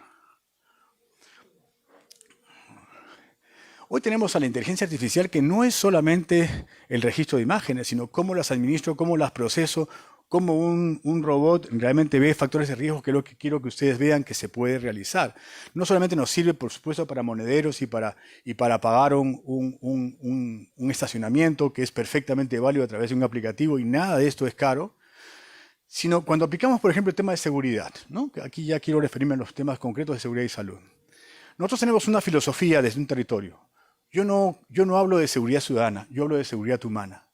La seguridad ciudadana para mí tiene una visión forense, porque tiene una visión policial. O sea, la denuncia, chapar al delincuente, o sea, una vez que ya el delito estuvo consumado, a ver qué hago para meterlo preso al delincuente y más. La seguridad humana tiene una visión más bien preventiva, apelando a la tecnología. O sea, cómo yo puedo prever ese delito o cómo yo puedo evitar que eso suceda. Que dicho de paso será mucho más satisfactorio, porque una vez que usted le roba, ya fue. O sea, yo no conozco gente que le hayan devuelto nada de lo que le robaron. Más participa en un show mediático de la tecnología, de la televisión, pero solamente para conmovernos, pero no para avanzar. Hoy necesitamos cambiar la historia en cuanto a la visión de la seguridad. Y para eso se requiere liderazgo y asumir nuevas responsabilidades. El modelo como está no va a funcionar, no funciona, no funcionará nunca. Hasta el propio CODISEC, que es ese consejo que hipotéticamente reúne a todas las autoridades locales para el manejo de la seguridad, simplemente es un saludo a la bandera para dar un check de lo que yo tengo que hacer para cobrar mi sueldo a fin de mes. Lo que tenemos que tener es un CODISEC ejecutivo que día a día sea una central de comando para que me digan los incidentes de mi colectividad en tiempo verdadero. Pero si la policía no me dice a mí qué ha pasado y cada uno trabaja por separado, simplemente tengo buenas relaciones, pero no voy a poder saber dónde están los focos, de qué provienen y cómo poder tomar acciones al respecto. Para esto, lo primero que tenemos que tener son comisarías territoriales. Todavía no podemos estar en circunscripciones que no son las mismas. Yo puedo tener comisarías que pertenecen a otro distrito o compartidas con otro distrito y con comandos diferentes. Tengo 5 comisarios y ¿para qué me decir que en 5 o 2? Yo prefiero 1 que 5. Uno con autoridad y con territorialidad definida, no con la territorialidad que ellos quieren que suceda, porque no hay forma que yo pueda tomar acciones sobre cosas donde yo no tengo autoridad ni legalidad. Tiene que haber la descentralización de la justicia para la flagrancia. Esto ya ha sido básicamente visto y se puede aplicar, se aplica en algunos lugares, pero hoy día tiene que darse en el 100% de territorio. Donde si esa flagrancia, tiene que haber, nosotros tenemos Ministerio Público ya mediante un convenio en la colectividad, pero también tiene que haber Poder Judicial. Una persona comete un delito, es juzgado y ajusticiado en el territorio y se va preso inmediatamente apelando a la ley. No ninguna luna de miel para que el delincuente, apelando a abogados sinvergüenzas, realmente saque provecho de ello. Necesitamos obviamente un trabajo de inteligencia, ¿no? Si no existe trabajo de inteligencia, vamos a seguir contemplando el problema porque el delincuente no es idiota. El delincuente lo va a robar. A mí me han robado el año pasado 2 veces. Uno de ellos, cuando mi esposa salió, lunes 10 de la mañana. O sea, nos tienen chequeados porque yo sé de dónde vino el delincuente, de la espalda de mi casa, alguien le pasó la voz que había salido a Huón a comprar a la esquina. En 1 hora, un día lunes en la mañana, entraron, subieron a mi cuarto, se robaron todo lo que pudieron, así como cuando tiene usted la oferta del supermercado, y se llevaron todo lo que pudieron. Yo tengo en cámaras quién es el delincuente 1, quién es el delincuente 2, a qué hora se entró, a qué hora se fue, cómo me dice echado de la cámara y se fue. Vinieron todos los policías, el alcalde, pero no pasó nada. Y no, tengo toda la recreación, es más, nos chaparon después. Pero usted no recupera nada y a los delincuentes no les pasa nada. Entonces, el tema no funciona el contemplar que chaparon al delincuente, sino qué cosa puedo hacer. Necesito una participación real ciudadana. Esa participación que tiene la policía es cómoda para ellos. Ellos traen su propia participación que les hace burla todo el tiempo, le dan cafecito, pero no son verdaderos actores sociales que deberían ser elegidos por la colectividad para que sean también cambiantes y sean verdaderamente cooperantes. Porque hoy día ellos pueden cooperar a través de la tecnología, a través de un celular también. Necesitamos mirar el sistema penitenciario. No es posible que suceda que todavía existe información desde adentro. Necesitamos los bloqueos comunicativos y una política de desarme que también tiene que darse de manera seria, ¿no? Tenemos que hacer penas por receptación. Si a nosotros nos roban, eso va a ser comprado por alguna otra parte. Pues si castigamos al receptador, va usted a bloquear el camino de la economía de un delito determinado. Pero si me sigo quedando con el actor que no le interesa su reputación, estoy haciendo muy poco para ello. Hoy día tenemos que apelar a tecnología. Yo le digo 360, tierra, aire y comunidad, porque de hecho tenemos que apelar a lo que tenemos en este momento. Nosotros hemos diseñado un observatorio que no es una central de seguridad. Esta es el tercer modelo. Cuando en el año 2005 hicimos la primera central de seguridad que hubo en el Perú, que lo hicimos en Avenida San Luis, un módulo de serenaje que lo convertimos en un lugar con ventanas abiertas. Fue la primera experiencia que se hizo en una central de seguridad. Hoy ya tenemos la tercera edición de un modelo donde tenemos una central de análisis de datos, que es la central de inteligencia, y ahora postulo la central de contrainteligencia porque a veces el delincuente también tiene sus soplones adentro. Esa es una nueva amenaza que yo le he visto flagrantemente al interior del mismo.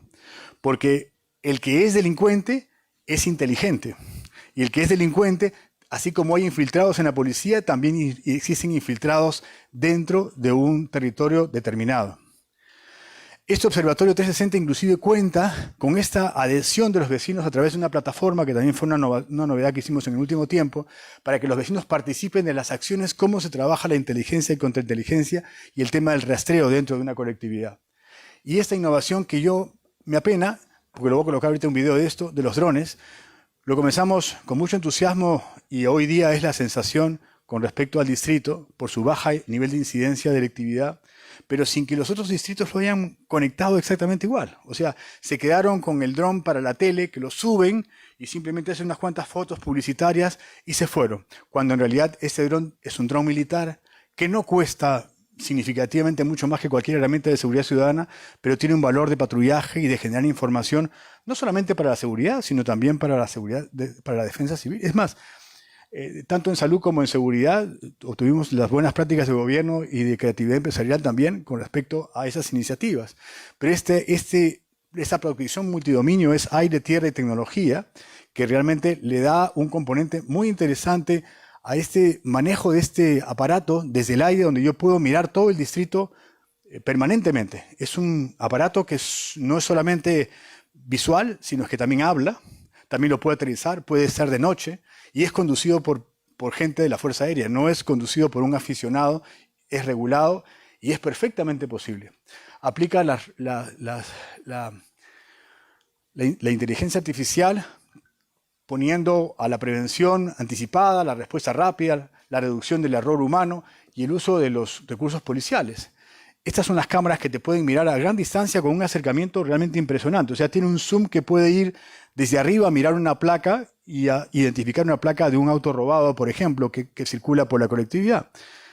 Este es, ponte videito, esto es de esa semana, lo sacaron esa semana, que ya no estoy en gestión, está otra gestión distinta, pero esa otra gestión distinta no le queda otro recurso más que decir, tenemos que hablar de esto, porque es como mi marca, pero está funcionando hace 7 años, cuando estábamos con Alonso. Ponle este videito, por favor.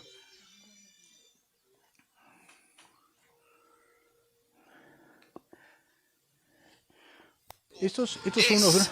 El Matriz 300. Esta semana. Evolución del concepto seguridad ciudadana. Sí. El objeto volador que en términos operativos equivale. Pero no lo entienden para bien, quien lo porque controla escuché al alcalde de Lima que explotaba algo. No explota nada, o sea, simplemente creo que él alucina que es otra cosa, ¿no? El Perú es el ojo que vigila al buen vecino. Pero vuela todo el día y te habla, ¿no? Te va hablando por todos lados. Te da una sensación de que te están vigilando permanentemente, ¿no? ¿Cuentan con 6 de estas unidades? Las intervenciones oscilan entre 8, 10 a 15 intervenciones diarias. Un trabajo en conjunto entre el escuadrón de drones y el serenazgo que controla las más de 400 O sea, cuando hay cualquier cámaras de intervención, el dron videovigilancia, inmediatamente te vigila arriba por si fuera 200 cualquier manejo cámaras irregular de la más parte de operativa. negocios locales que a través de la fibra óptica son visualizadas desde la central de monitoreo del distrito. Bueno, ahí no me dejo para... Bueno, Exclusiva. Bueno, la verdad es que es un poco para mencionarles que esto, por ejemplo, es una política instalada hace algunos años, pero que continúa en el tiempo como muchas de las que se han hecho en la colectividad y siguen creciendo. Es más, toman auge con respecto a la población, que es el empoderamiento que realmente todos tenemos que conseguir, ¿no? Eso me parece muy importante. Esto, de verdad, es muy, muy, muy valioso porque nosotros tenemos que hacer una visión preventiva de los comportamientos sociales, ¿no? O sea, hoy tú puedes determinar a través de la inteligencia artificial gente que tiene una conducta sospechosa, que va más de 3 vueltas a un lugar determinado, ya tú crees que es alguien que está haciendo reglaje, y todo eso se puede realmente hacer con análisis de datos. En eso sí estamos retrasados, que es en el registro facial. Todo el mundo ofrece, ustedes habrán escuchado campañas en las cuales los alcaldes dicen, vamos a hacer registro facial. Eso no existe. Simplemente todos intentan hacerlo, pero la policía ahí tiene un candado con respecto a la identificación de los actores y tampoco lo hace. O sea, ni come ni deja comer, pero eso tiene que cambiar pronto porque yo debo tener derecho de quiénes son las personas que transitan. Nosotros podemos hacer base de datos pequeñas de gentes nuestras, pero no de los usuarios que muchas veces están afuera. Bueno, estas son situaciones que se pueden ver con inteligencia artificial, actitudes que tienen delincuentes, ¿no? Cómo la gente observa de un lado al otro, cómo pueden haber gestos nerviosos. Todo está pauteado y regulado para que una persona entrenada detrás de un videooperador y con cámaras inteligentes que no requiere un visor por cada cámara, porque cuando hay inteligencia artificial puede tener a un operador con varias cámaras, con 20 o 30 cámaras, porque el robot automáticamente le avisa que ahí hay una imagen sospechosa. O sea, un carro dio 3 vueltas a la manzana, ahí se está arreglando. Automáticamente se prende un cerro, sale el dron y comienzan inmediatamente a hacer el cerraje. O sea, no tiene que esperar el delito. O sea, ellos ya saben cuando alguien mira para el costado, mira para acá, o un carro tiene una conducta distinta, y entonces en ese momento se comienza a intervenir, ¿no? El lenguaje corporal, las interacciones, ¿no? Esas señales las mira las cámaras inteligentes y los drones que realmente se pueden hacer. Y últimamente estoy postulando ya el tema de la contrainteligencia porque vemos cómo una cámara puede actuar maliciosamente o puede dejar de ver una incidencia por alguien que está infiltrado dentro de un servicio de serenazgo o siendo un radiooperador. Entonces, la inteligencia artificial también hoy día te puede filtrar quién tiene una conducta anormal por desaciertos. Es como lo que sucede con los hábitos de fútbol. ¿Y por qué se equivoca tanto con en tal circunstancia? Entonces me permite caerle en un seguimiento para descubrir quién es la gente que está metida dentro de un territorio, vigilando más bien la inseguridad o a favor del delincuente, ¿no? No me cabe duda que en estos sicarios que tenemos en este momento tenemos gente metida dentro de la policía, dentro de los territorios que no permiten que las capturas se den, ¿no? Entonces, hoy día, estas aplicaciones de la contrainteligencia tienen que darse de manera ya organizada. Lo que podemos hacer dentro del distrito es básicamente un mapa de calor como este, que obviamente lo hacemos también apelando a los pórticos de las calles. O sea, usted verá esos palitos por varios distritos. Bueno, las cámaras están ahí mirando placas que fueron clonadas y que de pronto sabes que inmediatamente entró un carro que tiene dudosa procedencia que hay que vigilar inmediatamente. También lo hemos extendido a la operación de defensa civil, que a su vez también tenemos contenedores subterráneos para guardar alimentos y demás, ¿no? Bueno, y concluido simplemente con una miscelánea para terminar, porque ya me extendí ahora sí la hora, con respecto a las estrategias de salud, que ya alguna vez le hemos conversado. Para mí es una gran oportunidad trabajar el territorio en salud, que sí lo permite la ley, a diferencia de educación, que me parece una pena, porque yo creo que la educación también tendría que ser municipalizada. Tendríamos un enorme potencial con vecinos que podrían ser, por lo menos, la educación inicial y la educación primaria, para poder darles ese sentido de cercanía, pertenencia y valores que son tan importantes en los niños, ¿no? Porque la escuela pública no tiene los mismos sentidos. Pero en salud sí tenemos ley y sí podemos hacerlo. De hecho, lo hemos realizado.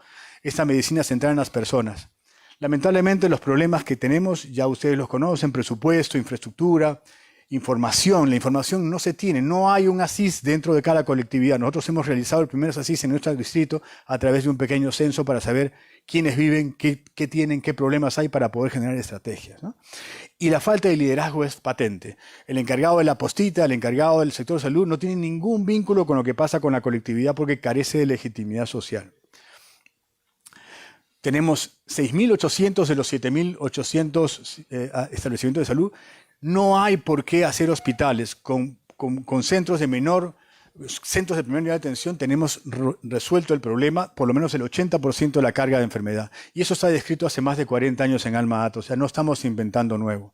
¿Y qué ventajas tiene el distrito o la localidad frente a un ministerio? La cercanía, la posibilidad de que un alcalde podía realmente tener el control de la gestión de salud de manera directa, tener también su plataforma de comando de cómo van el manejo de estas determinantes. El manejo de determinantes sociales es un tema bien importante. Cuando la gente piensa en salud, piensa en el Ministerio de Salud, pero mucho de lo que el Ministerio de Salud termina siendo una enfermedad es producto de la violencia, de la falta de agua, de la higiene, de la mujer o de muchos otros ministerios que no son el MINSA. Entonces, eso tiene mucha importancia a la hora de la participación, interacción y articulación que tiene un gobierno local. Por eso le hablaba acerca de esta ejecución de la salud con un enfoque en las personas y no en las enfermedades. Y, por supuesto, el tema de rendición de cuentas. Este conocimiento del territorio es fundamental para administrar la salud y hay ley que le da facultad a la intervención de la autoridad local. Existe viabilidad financiera. Y obviamente lo que nosotros hicimos en San Borja fue una ciudad inteligente en salud, ¿no? Que llega a cada uno de los 45.000 hogares para saber qué es lo que pasa dentro de ellos. Y articulamos la participación ciudadana, la intersectorialidad y la atención de servicios. Hicimos desde una clínica de la familia donde no conozco otro centro que tenga al MINSA, a de salud y a la municipalidad en el mismo predio. O sea, los tres están trabajando en un mismo predio, dándole servicios a la colectividad. Y en eso tenemos preventorios, tenemos una serie de servicios, farmacias municipales y demás. Y lo que logramos básicamente son incrementos exponenciales en cuanto a la atención y a los niveles de satisfacción que llegan al 95%. No los quiero extender con eso, pero podemos tener el mapa en tiempo real de la epidemiología del distrito, de saber de qué enfermedades se va padeciendo, cómo los vamos atendiendo y qué es lo que realmente sucede. Y por último, ver... Bueno, esto sí es importante. Nuestra tasa de letalidad, por ejemplo, en el COVID fue la más baja que hubo en todo el territorio. Y el tema de la participación ciudadana, lo hicimos participativo. O sea, este foro consiguió el primer millón a través del presupuesto participativo para la salud. O sea, ya el presupuesto lo comenzamos a moldear con la participación ciudadana, que a su vez se convierte en un activo que tiene en la salud en nuestra comunidad. Esto solamente para decirles que cada uno se puede dedicar, dependiendo del nivel de complejidad que tenga el gobierno, en una instancia de la salud. Y concluye en que proponemos ciudades saludables, visibilizar a los gobiernos territoriales como parte de su implementación, existe marco legal y tenemos que resaltar la tecnología como parte de esa fortaleza para poder empoderar al ciudadano de la salud, que realmente debe ser un patrimonio de todos. Y concluyo con este mensaje que el Perú no va a cambiar por cambiar a sus autoridades. Va a cambiar el día que todos los peruanos cambiemos de actitud, sobre todo esa actitud que genere esperanza, ¿no? No hay que vivir de la historia, sino es momento de que nosotros hagamos historia y, por supuesto, mirar siempre hacia adelante. Muchas gracias.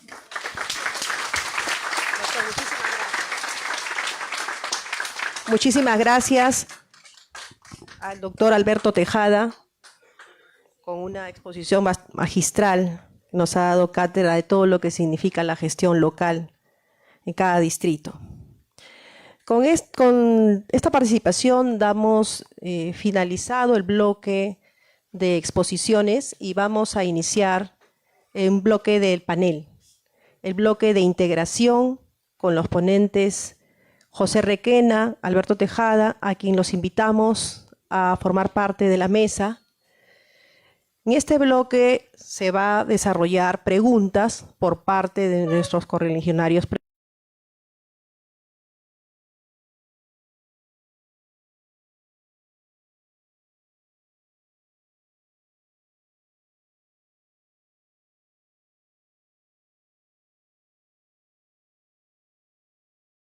poder un poco ampliar esta parte de lo que se ha mostrado en nuestras exposiciones anteriores, que anteceden.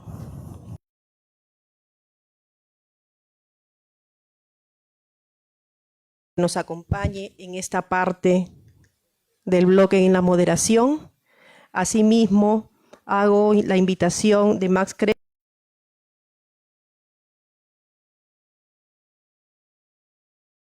Un aplauso, por favor, para nuestros dos correligionarios que van a formar parte de este panel. Le cedo la palabra a Ricardo. Buenas tardes, gracias Ricardo por acompañarnos y ser parte de la realización de este evento.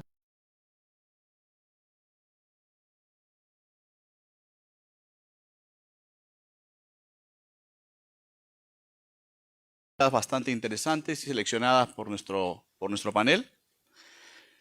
Si me permite, para el doctor Alberto Tejada. Doctor Tejada, como trabajadora en el tema de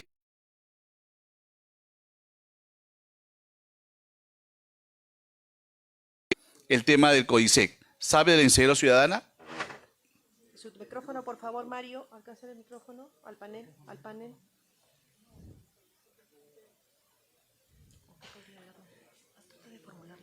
Sí, la ley literal. Hola. Por favor, el micrófono. No es que el CODISEC no conozca de la seguridad, lo que pasa es de que creo que hay que cambiar la modalidad de cómo ésta ejecuta sus actos para lo cual fue conformado, ¿no? O sea, el CODISEC es una reunión de actores locales ya preestablecidos, donde está el comisario 1, el comisario 2, el comisario 3, los que tengan una colectividad, más el alcalde, a la cual está obligado a asistir, la gente de salud, bueno, todo un colectivo pues de autoridades locales. Pero el espíritu finalmente de este CODISEC, que lo hemos hablado de muchas veces porque yo he sido rebelde con el propio CODISEC instalado en mi colectividad, le digo, esto es una reunión de tías, ¿no? Nos sentamos acá un rato, una vez al mes, para que el comisario me diga cómodamente qué está haciendo, cuántos patrullajes hace, pero yo le mido cuál es la tasa de delito y no te lo da, o tiene sesgos distintos porque la gente no hace denuncias, no sabe mapas de calor, no tiene las herramientas tampoco. Mucho más tiene un gobierno local. Por ejemplo, un gobierno local tiene el mapa de incidencias mucho más claro que la propia comisaría, pero sin embargo el poder lo tiene la comisaría. Entonces de lo que se trata no es que en esa primera parte pelear con la policía, de lo que se trata es que el alcalde, que se supone, ¿no?, es el encargado jefe de la seguridad ciudadana en su colectividad, tenga el poder para generar una situación de exposición y rendición de cuentas al día. O sea, yo necesito saber hoy día cómo durmió mi colectividad el día de ayer, dónde hubo un ataque, dónde hubo un asalto, dónde hay lugares rojos, dónde hay lugares tales, qué medidas se tiene, cómo están distribuyendo su serenazgo, porque también hay que chequear a mi propia gente. Tampoco no es solamente la policía. El serenazgo, por ejemplo, cuando nosotros pusimos las medidas de ubijeo, ellos se resistieron a hacer, a través del GPS, saber dónde están, porque muchos de ellos se van de su servicio, aparecen y no están. Controlar 800 personas en la calle no es tan sencillo. Entonces, se requiere un esfuerzo tecnológico, porque tú con los tableros de mando, tú puedes saber dónde hubo un asalto y ese sereno, ¿por qué no se movió? Porque lo tienes pintado en tu tablero.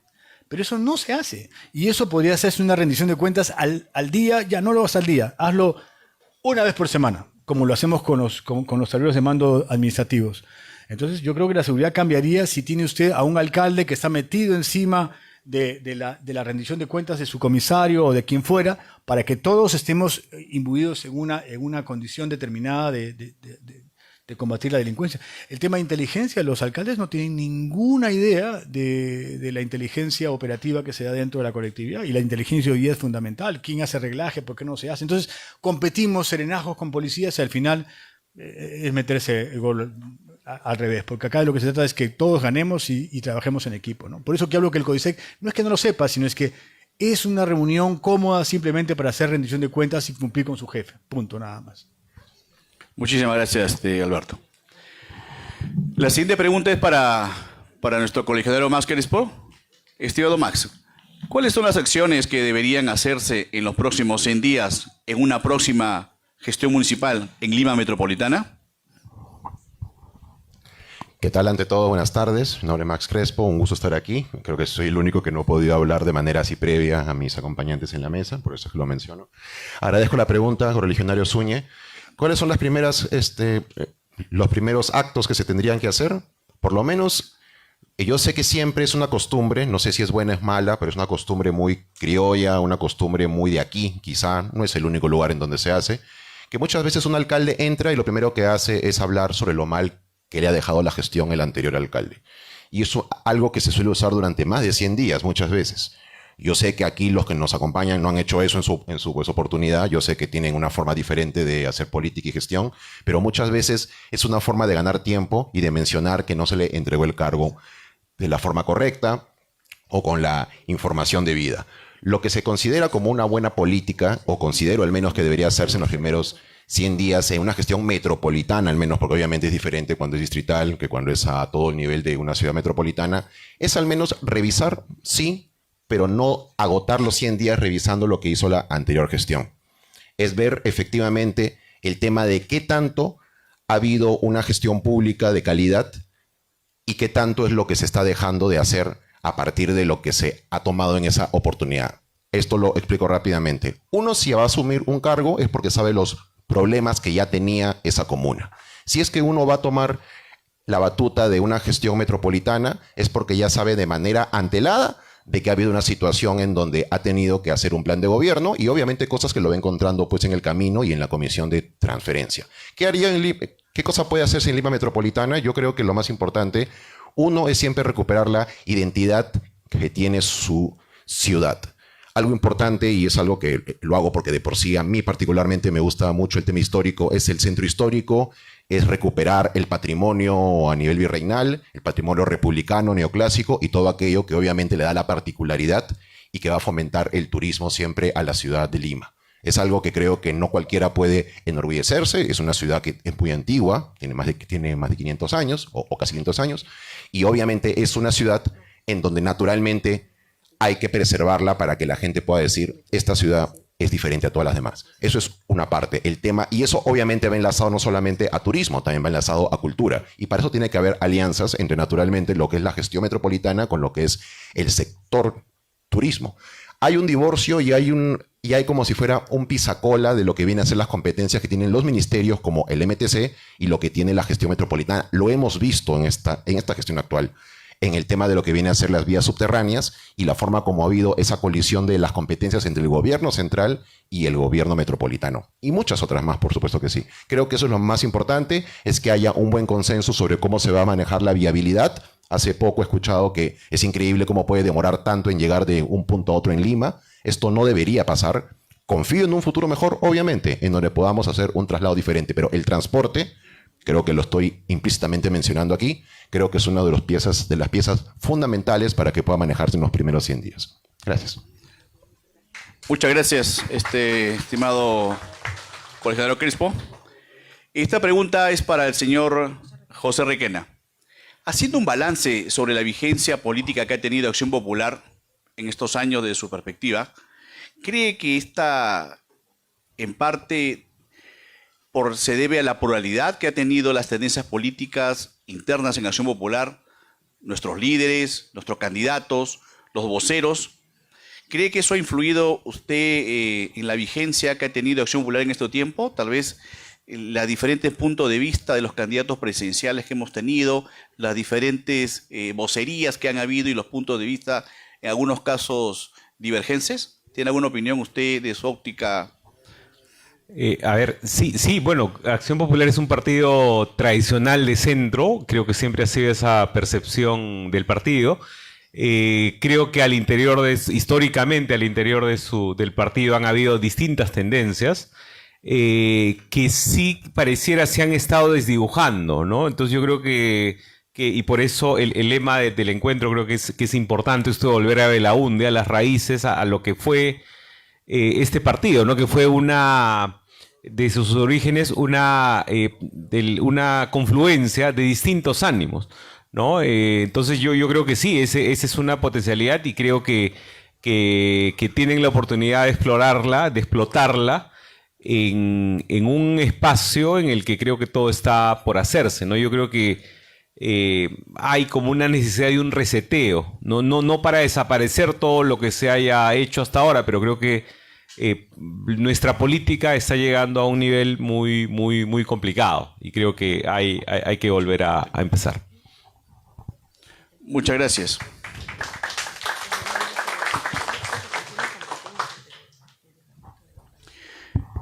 Estimado Alberto, la pregunta es para ti.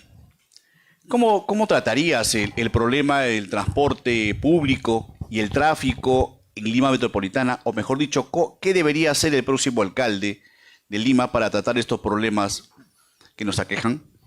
Yo primero creo que hay que resolver la relación con el ATU, ¿no? O sea, siento que esa experiencia que tuvo como propósito unificar la autoridad, hoy cuestionada o confrontada, necesitamos que aterrice en una verdadera autoridad, yo creo que regida por la metrópoli, ¿no? Segundo, yo sí siento de que tiene que modernizarse el parque automotor y tiene que mirarse ya la incorporación, no para Lima, sino para todo el Perú. Las líneas ferroviarias, los trenes ya tienen que ser vistos de otra forma, ¿no? Una intervención del Estado yo creo que tiene que ser muy importante. Hoy día vi con cierta envidia que Chile estaba trayendo ya una enorme dotación de autos, de buses eléctricos, convirtiendo a Santiago, una ciudad contaminada, en una de las ciudades que va a tener la mayor cantidad de buses eléctricos no contaminantes, que realmente hay que llevarlo. El otro es el tema que va vinculado al orden, ¿no? Yo creo que la educación vial es deplorable. Nadie cumple la ley en este país y eso es algo que hay que trabajarlo también de cooperación con los distritos, delegando autoridad en el tránsito para que exista mayor rigor y mayor sanción para aquellas personas que realmente incumplen las normas. Y yo creo que sí, eso es un factor fundamental, lo dijo el señor Crespo hace un rato. Yo creo que el transporte es algo que la gente usa y está agobiado. Yo tengo la esperanza que el tren o los trenes que ya van a comenzar a ponerse en valor van a resolver en gran parte el problema y ojalá que así lo sea, porque estamos muy retrasados en lo que es el transporte masivo, ¿no? O sea, nuestra visión se quedó en la cultura combi y de ahí tuvimos una traspiés tras traspiés porque la gente encontró en esa precariedad informal lo único que tenía a la mano, pero creo que hay que apelar a un transporte masivo mucho más importante. Yo creo que el fin de la línea 2 y las otras que están en curso muy probablemente hagan que la circulación vial también mejore, porque el tráfico es imposible para muchas personas en cualquier hora del día, ¿no? Entonces, yo creo que hablar del tránsito público, del transporte público, es hablar de algo que le interesa mucho a los limeños y que hay que encontrar aliados estratégicos para mejorar el parque automotor y sobre todo trabajar el transporte masivo de manera importante, ¿no? Muchas gracias, Alberto.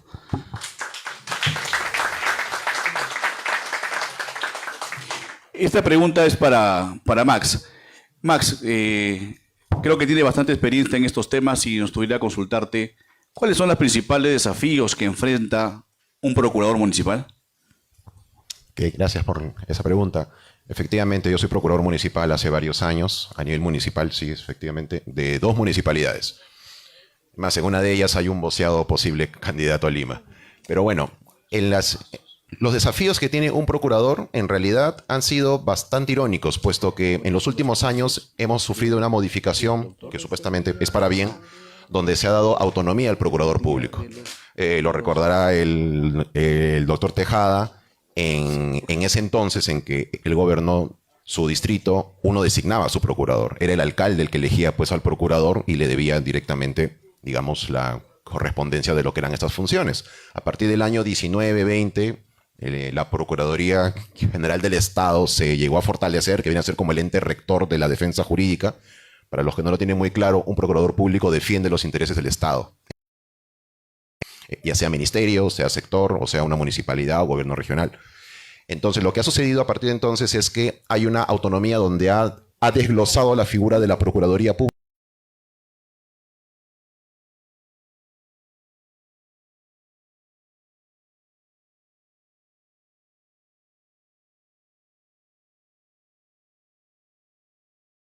al patrocinado, es decir, a la entidad de la que están defendiendo. Está supeditado a los sueldos, al presupuesto, a los locadores que les ponen, y no necesariamente hay esa autonomía a nivel salarial. O sea, no es que exista un régimen exactamente salarial donde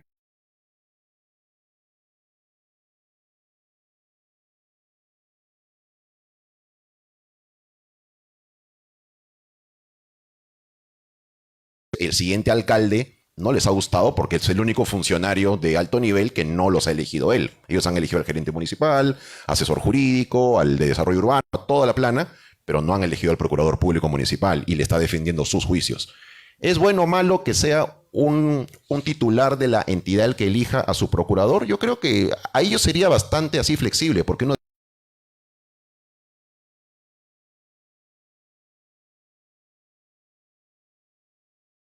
desde lo que es, digamos, el titular del pliego, yo sí creo que debe una persona que dirige una municipalidad o dirige un gobierno regional o un ministerio tener la posibilidad de poder elegir a...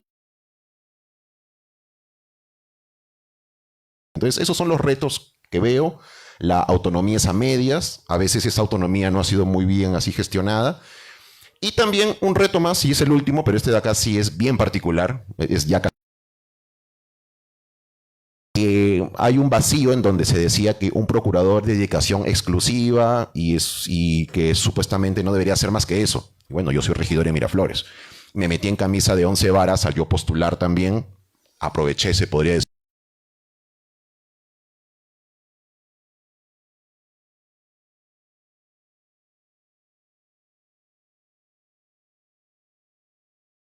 En otra municipalidad, con la cual no había ningún conflicto, porque uno es Miraflores y el otro pues es Pueblo Libre y Magdalena. Entonces no tenía nada que ver uno con otro. Y bueno, uno se gana hasta una permiso, como se dice. Así que hay que continuar nomás hacia adelante y lo que tenga que ser. Esos son los desafíos específicamente. Gracias. Gracias, Max.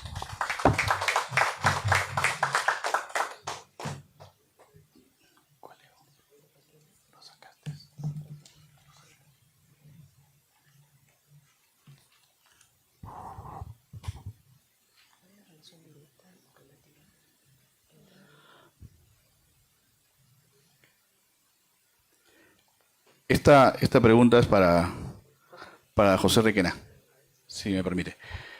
¿Cuál cree usted, estimado José, que es la relación directa o relativa entre la marca de un partido y su candidato? ¿Existe esa relación? ¿Es posible medirlo? ¿Eso es probable? ¿Es muy poco probable? ¿Qué opina? No, la verdad yo no estoy al tanto de alguna medición porque suelen ser mediciones distintas, pero evidentemente alguien que tiene, digamos, que ha estado tradicionalmente ligado a un partido es visto como, digamos, como con mucha mayor legitimidad que otro, ¿no? Un advenedizo siempre como que tiene los problemas como que tiene que terminar de ganarse a los propios correligionarios en este caso. Por lo que yo te diría que hay más que al candidato como tal es a la persona, una persona que tradicionalmente estaba asociada, no necesariamente como militante, muchas veces son gente que ha estado simplemente en las postrimerías del partido, tiene algún lazo familiar o alguna colaboración con un gobierno particular. Creo que ahí tiene una ventaja a algo que parece más bien forzado, ¿no? Y en esa medida creo que los candidatos nuevos tienen precisamente esa limitación que vamos a ver cómo supera, ¿no? Ok, muchas gracias, José.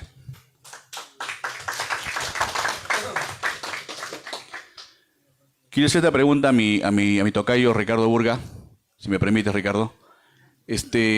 Belaúnde tenía una frase muy interesante que decía que los pueblos olvidados son los que nunca han olvidado su historia.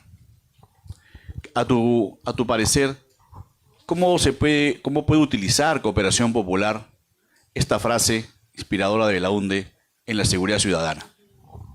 Mire, eso es muy cierto. Los pueblos olvidados nunca han olvidado su historia. Y más cuando tú recorres los pueblos del interior del país. Básicamente, y te pongo un ejemplo, el Braen. Y antes Hugo Rovira mencionó que él estaba en contra de algunos proyectos declarativos. Pero esos proyectos olvidados, que no han olvidado su historia, creen que es necesario que salga una ley declarando de interés nacional la creación de sus distritos, porque es el inicio de lo que puede ser posteriormente su distritualización. En nuestro periodo, por ejemplo, nosotros logramos crear 20 distritos, desde Ayacucho hasta el Cusco, que estaban olvidados y encarpetados más de 21 años en el Congreso, por ley de creación. Nosotros lo logramos hacer. Esos distritos hoy día tienen autonomía propia y administrativa. Entonces, eso creo que es necesario que el partido lo vuelva a retomar, volverse a conectar con esos pueblos olvidados que nunca han olvidado su historia. Y el tema de la cooperación popular es un tema que era la niña de los ojos del presidente Belaúnde, que fue creado para que el pueblo organizado ponga la mano de obra para construir las escuelas, los caminos, los viaductos, la zona de riego. No tanto para la cooperación popular, pero es la parte de la organización como comunidad, que básicamente representaba la mano de obra y el gobierno ponía la infraestructura, la maquinaria. Podría emplearse, pero bajo otro esquema. Hoy día la cooperación popular está totalmente olvidada. Desde que nosotros dejamos el gobierno en el año 85, Alan García cambió el nombre de Cooperación Popular por el PAITE, si no me equivoco, y trastocó todo lo que era Cooperación Popular. Hoy día nosotros tenemos un gran reto, y además otro reto político. Hoy día 2 traidores se han cogido el nombre de Cooperación Popular y han fundado un partido político. Entonces, hay que ver qué tanto puede ser el tema de volver a retomar y publicitar el tema de Cooperación Popular sin incidir el apoyo indirecto a ese partido donde hay 2 traidores que han formado ese partido. Yo creo que sí es importante volver a retomar la Cooperación Popular de cómo se inició, cómo se gestó el primer gobierno del presidente Belaúnde, pero que además podría ser modificado en parte para que esa comunidad organizada pueda comenzar a ver el tema de la seguridad ciudadana al interior de sus pueblos. Muchas gracias, Ricardo. Gracias, Ricardo. Estimado Alberto, hay una pregunta bastante interesante. ¿Cómo se puede mejorar la coordinación entre el gobierno municipal y otros niveles de gobierno para impulsar políticas efectivas en los distritos? Bueno, yo creo que siempre tienen que darse, ¿no? O sea, no todos los distritos tienen autonomía económica, autonomía presupuestal, ¿no? O sea, hay muchos distritos que dependen del Fondo Común en un alto porcentaje para generar sus obras. Ese es el gran problema del clientelismo que a veces se hace de manera interesada y que termina siendo perversa, ¿no? Pero necesitamos, de todas maneras, una conexión con los 3 niveles de gobierno. Con el subnacional, porque muchas veces tenemos con ellos una coordinación administrativa o inclusive hasta presupuestal.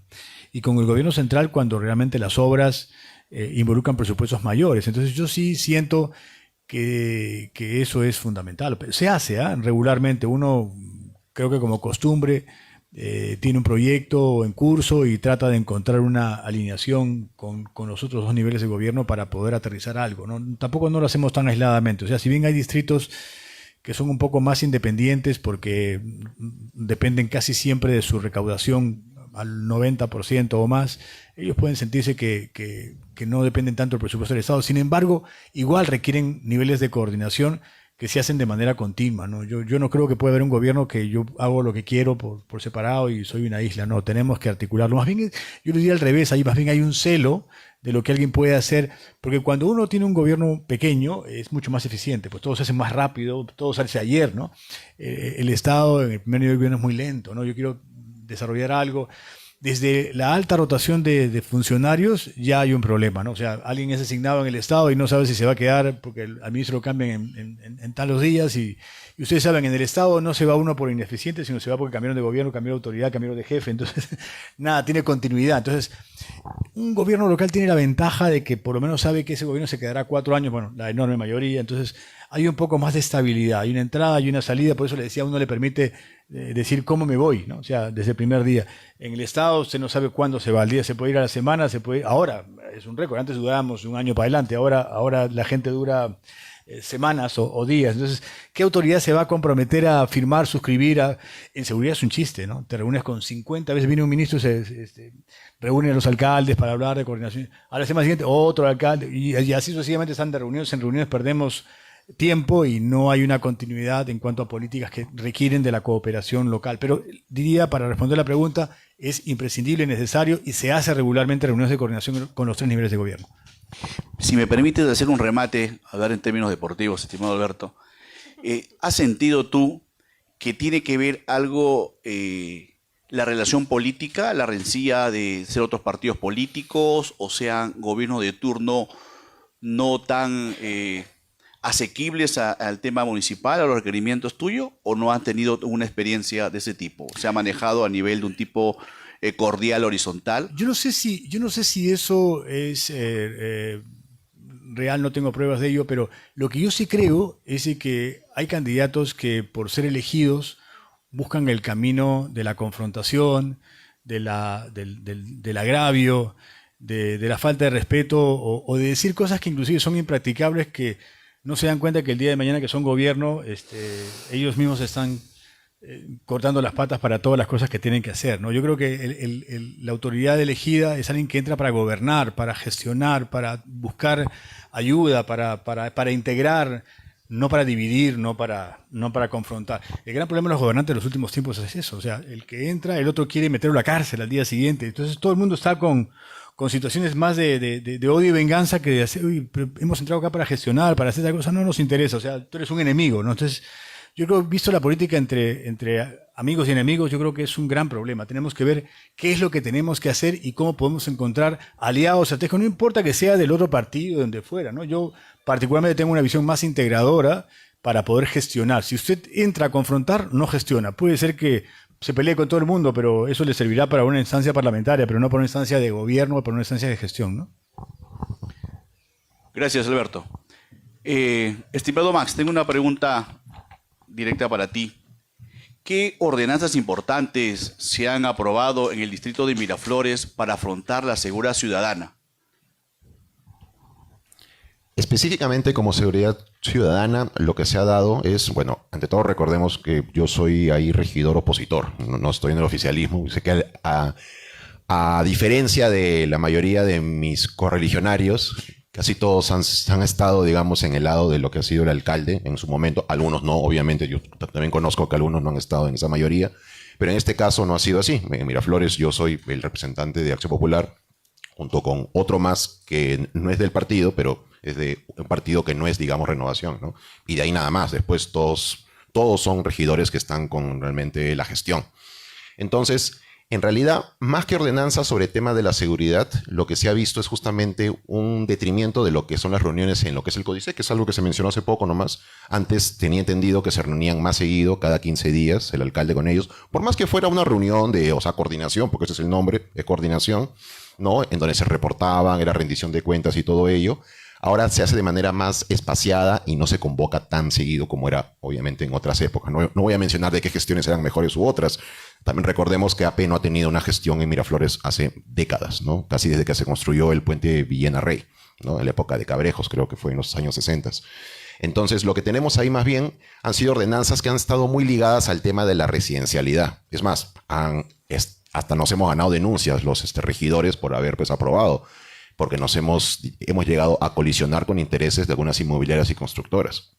Y bueno, lamentablemente así es. Uno obviamente se basa en los informes de orden técnico, de orden legal, para poder tomar las decisiones. No hacemos la gestión directamente. Pero lo que sí tenemos ahora, y eso quiero también aprovechar, sin desvirtuar lo que es la respuesta, es que ahora el regidor tiene otras facultades que el regidor de hace 4 años no tenía. Y es que ahora tenemos una norma, la 31433, que habla de las acciones de fiscalización. Ahora se ha fortalecido las acciones para que un regidor pueda utilizar el presupuesto, que es el 2% máximo de lo que es su PIA de la municipalidad, así que eso varía de acuerdo a cada comuna, para que pueda formar alguna comisión fiscalizadora de algún tema, el que sea, usando los recursos mismos de la municipalidad. Esto no le da una gestión administrativa, lo que da solamente es la conformidad a los profesionales. Recordemos que antes el regidor, y no me dejará mentir la mayoría, si es que buscaban hacer una fiscalización, como se dice, tenía que salir de su bolsillo o tenía que buscar a sus asesores para que lo puedan ver en algunos temas que de repente querían fiscalizar. Ahora uno puede usar el presupuesto, ya por ley, para poder hacer el balance semestral después y obviamente reportarlo a la OSI y luego a la Contraloría, mejor dicho, para que pueda obviamente ver qué es lo que ha podido investigar su comisión. Esto se reporta, está normado, empezó recién hace 2 años, está todavía incipiente, pero es algo que les va a ayudar también para cuando muchos de aquí presentes quizá vuelvan a ser regidores. Gracias. Gracias, Max, muy amable.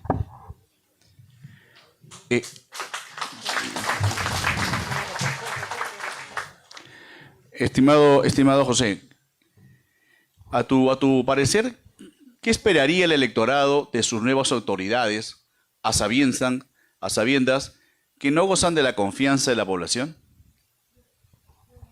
Mira, yo creo que el gobernante tiene el desafío de combinar lo que él cree que es su visión, esta mirada que Alberto resumía, tú tienes que saber qué legado quieres dejar, con las expectativas de la gente. En general, la gente quiere que le solucione sus problemas. Ahora, muchas veces pueden pedir cosas que están lejos de tu mirada, y ahí creo que es el equilibrio que hay que encontrar, ¿no?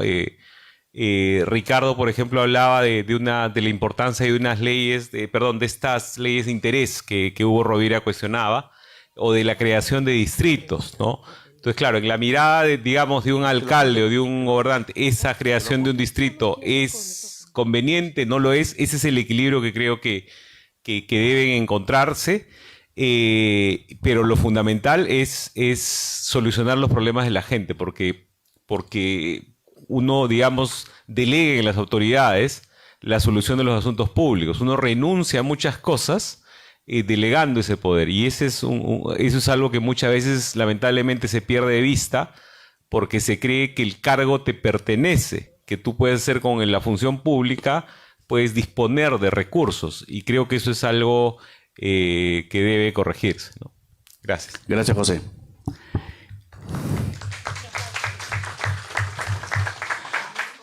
Alberto, una pregunta ya final. He escuchado principalmente a muchos candidatos que dicen el tema de la seguridad, el tema de las cámaras. Tú hablaste en tu exposición un tema interesante, las cámaras de seguridad que tienen en el distrito, en especial en San Borja. Pero hay muchas propuestas de los candidatos que decían tenemos que articular las cámaras que tienen los condominios, los departamentos, las cámaras de seguridad de las fábricas, en hacer una sola red para que pueda tener una mejor interconexión entre el usuario y la municipalidad. ¿Se puede hacer eso? ¿Existe? ¿Se participa o es parte de una... Se puede. De escuchar algo bonito que se escucha, ¿no? No, se puede. De hecho, yo tengo en mi cuadra un par de cámaras. Esta cámara que cuento que hace poco me asaltaron es esa cámara. Es una cámara que mira a varios vecinos. Es más, uno de ellos puede pagar el internet, pero el domo va dando vueltas. Yo también tengo acceso a la cámara. O sea, yo tengo acceso a la cámara, tiene acceso a la cámara también el municipio vigila, tú vigilas. O sea, puede ver la cámara lo que ve el vecino, lo que tú ves. Sí, y yo la puedo mover también. Okay. O sea, la puedo mover remotamente y la puede mover el vecino también remotamente. O sea, más bien a veces tenemos que buscar porque la cámara está mirando a otro sitio, pero la cámara se supone que tiene que estar dando vuelta, ¿no? Pero claro, esas no necesariamente son inteligentes, porque a las que yo me refería es que el domo esté mirando condiciones de riesgo, ¿no? O sea, por ejemplo, lo que aplicamos en el distrito de la central, pues nosotros tenemos centrales también territoriales en cada sector, ¿no? Entonces, se supone que una práctica común del delito es el reglaje. Por ejemplo, en el delito que hubo sobre mi casa, por ejemplo, hubo reglaje previo. Ellos supieron que no estaba, entraron, atacan en un ratito, ¿no? Por eso le digo que yo creo que la presencia a veces de la seguridad no se hace. La gente te dice, quiero más serenazgo, pero el serenazgo volteó a la esquina y entraron, ¿no? O sea, es así de rápido. Entonces, hay un reglaje. Entonces, ahí lo que debía haber interpretado la Cámara es que había gente sospechosa al acecho que no tenían ningún fundamento, y debería encender mi alarma para decir que ahí tenía que hacerle seguimiento, porque ellos iban a atacar en cualquier momento a la primera persona que se descuidara, ¿no? Es que es así la historia. Entonces, porque yo creo que la gente habla que yo quiero más serenazgo, que yo quiero más policía. Puedes poner 2.000 policías, pero ¿usted cree que el delincuente no está mirando al policía y no está mirando el serenazgo? Apenas ellos se voltean. Claro, ese ejemplo sobre mi casa es un ejemplo bien interesante, porque es un robo el lunes a las 10 de la mañana. No es ni siquiera un fin de semana, o sea, no es el momento habitual que una casa está vacía en ese momento. Por cierto, yo nunca había tenido un robo, pero en mi casa vivía mi suegra, que murió ya el año pasado con 98 años, y siempre había gente en la casa. O sea, la mejor seguridad es que haya gente siempre en la casa. Cuando alguien se fue, qué curioso que justo no está ya la viejita, y en eso pasó, y en una hora robaron. Pero lo que quiero decirle es de que si el efecto de la inteligencia artificial no es aprovechado hoy, porque sí lo tenemos, esto de los autos que pasan en un parque, 3 veces que pasa un auto rojo, inmediatamente la alarma y el robot te anuncia, y no tiene que estar viendo el serenazgo en el operador, sino se hace la alarma, entonces comienzan todos a activar, sale todo el sistema, sale el dron, salen todos, entonces ya van a vigilar a ese carro que si tú le acercas te vas a encontrar que tiene una placa clonada. Desde arriba lo ves, automáticamente viene una persecución. Entonces, el tipo que entra a un territorio donde... Porque si tú te das cuenta, la gran mayoría de asaltos que dan en las calles son autos que han sido adulterados. Entonces la pregunta es, ¿por qué no lo chequeo cuando entro en un pórtico y suena una alarma, etcétera? Entonces, el tema es anticiparse, no estar esperando la denuncia policial que no me van a entregar nada, aunque yo diga, tengo yo toda la ficción de cómo entraron, hora, la cara del tipo, todo es tele. Todo es tele, todo es escándalo, pero no tengo efectividad. Yo lo que postulo es que tiene que haber una visión preventiva de la salud, de protección, de prevención, y donde la tecnología es solo tratar de aplicarla para que no tengamos... Porque tú te imaginas, tener 800.000 cámaras es tener 800 operadores detrás. No, un sereno tiene que, o un operador calificado en conductas delictivas, que es la que quería mostrar, porque hoy día ya se sabe que la persona que mira por los costados y que tal cosa es una persona que tiene un rasgo social de delito. Entonces, ese automáticamente tiene que ser planteado, y por lo menos la actitud del de la esquina, es decir, yo no lo puedo acusar a usted, pero por lo menos le pongo el ojo y deseo que ahí, en el chaleco rojo, tengo que estar mis ojos todo el día. Esa persona se va a otro sitio, porque a lo mejor ni siquiera lo voy a chapar, pero tengo que cambiar la actitud con respecto a la seguridad. Si yo sigo sentado pensando que eso depende de cámaras y más policías y más rendición de cuentas, estoy perdiendo el tiempo. Por eso yo creo que en seguridad tenemos que cambiar la visión radicalmente para ver si puedo tener éxito. Gracias, Alberto. Muy claro. La última pregunta de mi colegio Lalo. Adelante, por favor. Buenas tardes con todos. Lalo León de San Miguel. Una pregunta para el doctor Requena.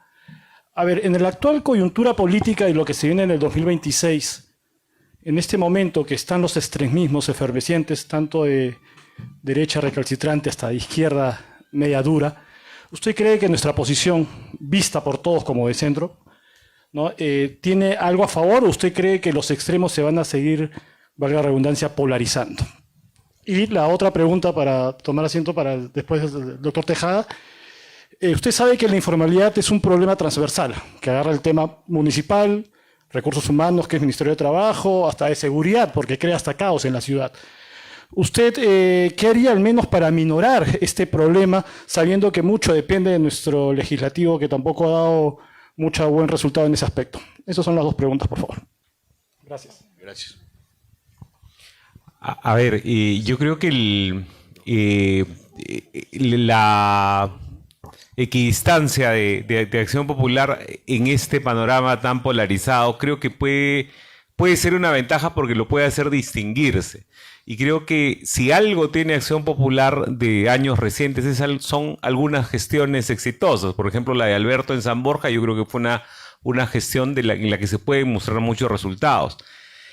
Porque ahora yo creo que todo el mundo va a querer irse a los extremos, ¿no? Nunca ha sido la naturaleza de Acción Popular ser así. Creo que sería un poco, digamos, antinatural. Pero claro, pasa porque uno puede ser extremista con ciertas cosas. Por ejemplo, con el ánimo de renovar la política, ¿no? Pero estos mensajes tan recalcitrantes, yo la verdad creo que dañan el diálogo democrático, y ahí es donde Acción Popular podría distinguirse, ¿no? Miren, no hace mucho en Alemania, tú tenías a la extrema derecha ganando mucha fuerza, y es un partido de centro como la Democracia Cristiana el que termina poniendo un poco los paños fríos y termina llegando al poder, ¿no? Y yo creo que ese tipo de salidas sí es posible, e incluso algunos candidatos exitosos, como lo que fue Fujimori el año 90, al margen de las opiniones que se tengan sobre él, su mensaje nunca terminó de ser tan radical. De hecho, creo que más radical terminó siendo Vargas Llosa en términos de mensaje, ¿no? Entonces yo creo que el electorado peruano puede tener inicialmente simpatía por mensajes. Habrán visto lo que mucha gente dice, quiere acercarse a lo que hace Bukele y a todo este mensaje que tiene, pero en términos generales yo creo que es un mensaje que suele más bien alejar al grueso de la población, ¿no? Ahora, en Perú han pasado muchísimas cosas, y el candidato que el manual te diría que es el peor candidato que fue Pedro Castillo en el año 2021, terminó ganando, ¿no? Pero esperemos que el 2026 regresemos a cierta normalidad. No tenemos ahora el telón de extrema crisis social que planteó la pandemia, pero ahora estamos frente a otra crisis de más bien falta de solución de temas tan básicos como la inseguridad, ¿no? No tenemos, claro, cuando uno habla con veinteañeros cuya referencia es los últimos 10 o 15 años, no pasamos por lo que pasamos. Yo crecí en los 80s y era un país realmente con muchísimas limitaciones, ¿no? Entonces, y ahora los problemas son otros. Yo creo que el reto de Acción Popular es plantear soluciones tangibles a esos problemas que el país presenta, ¿no? Gracias. Gracias.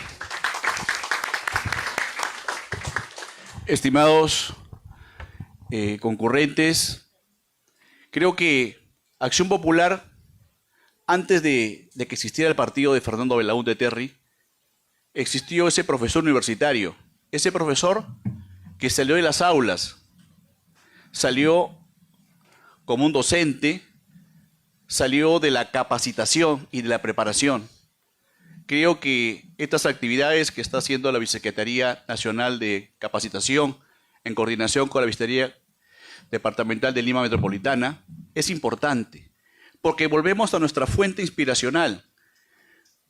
Volvemos a Belaúnde, volvemos a lo que somos buenos, a ser candidatos, preparar propuestas serias, prudentes, responsables.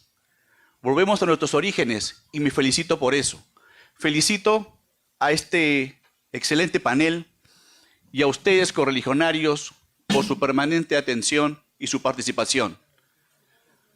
Hoy día se terminó ya esta primera etapa y el día de mañana nos encontraremos acá a las 10 de la mañana. Muchas gracias por su presencia y adelante.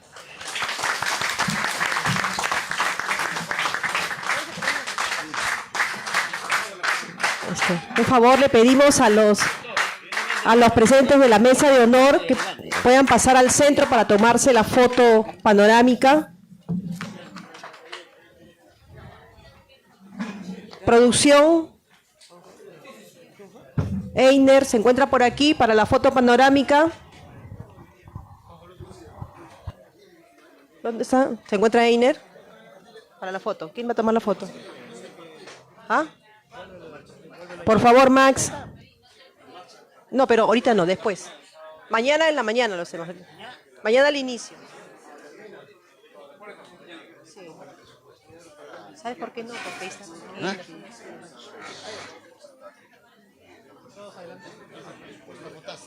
Sí, la fotazo.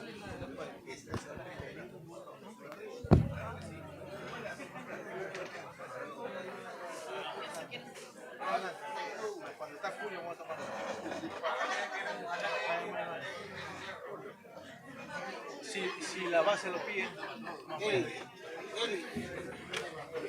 Independencia lo pide.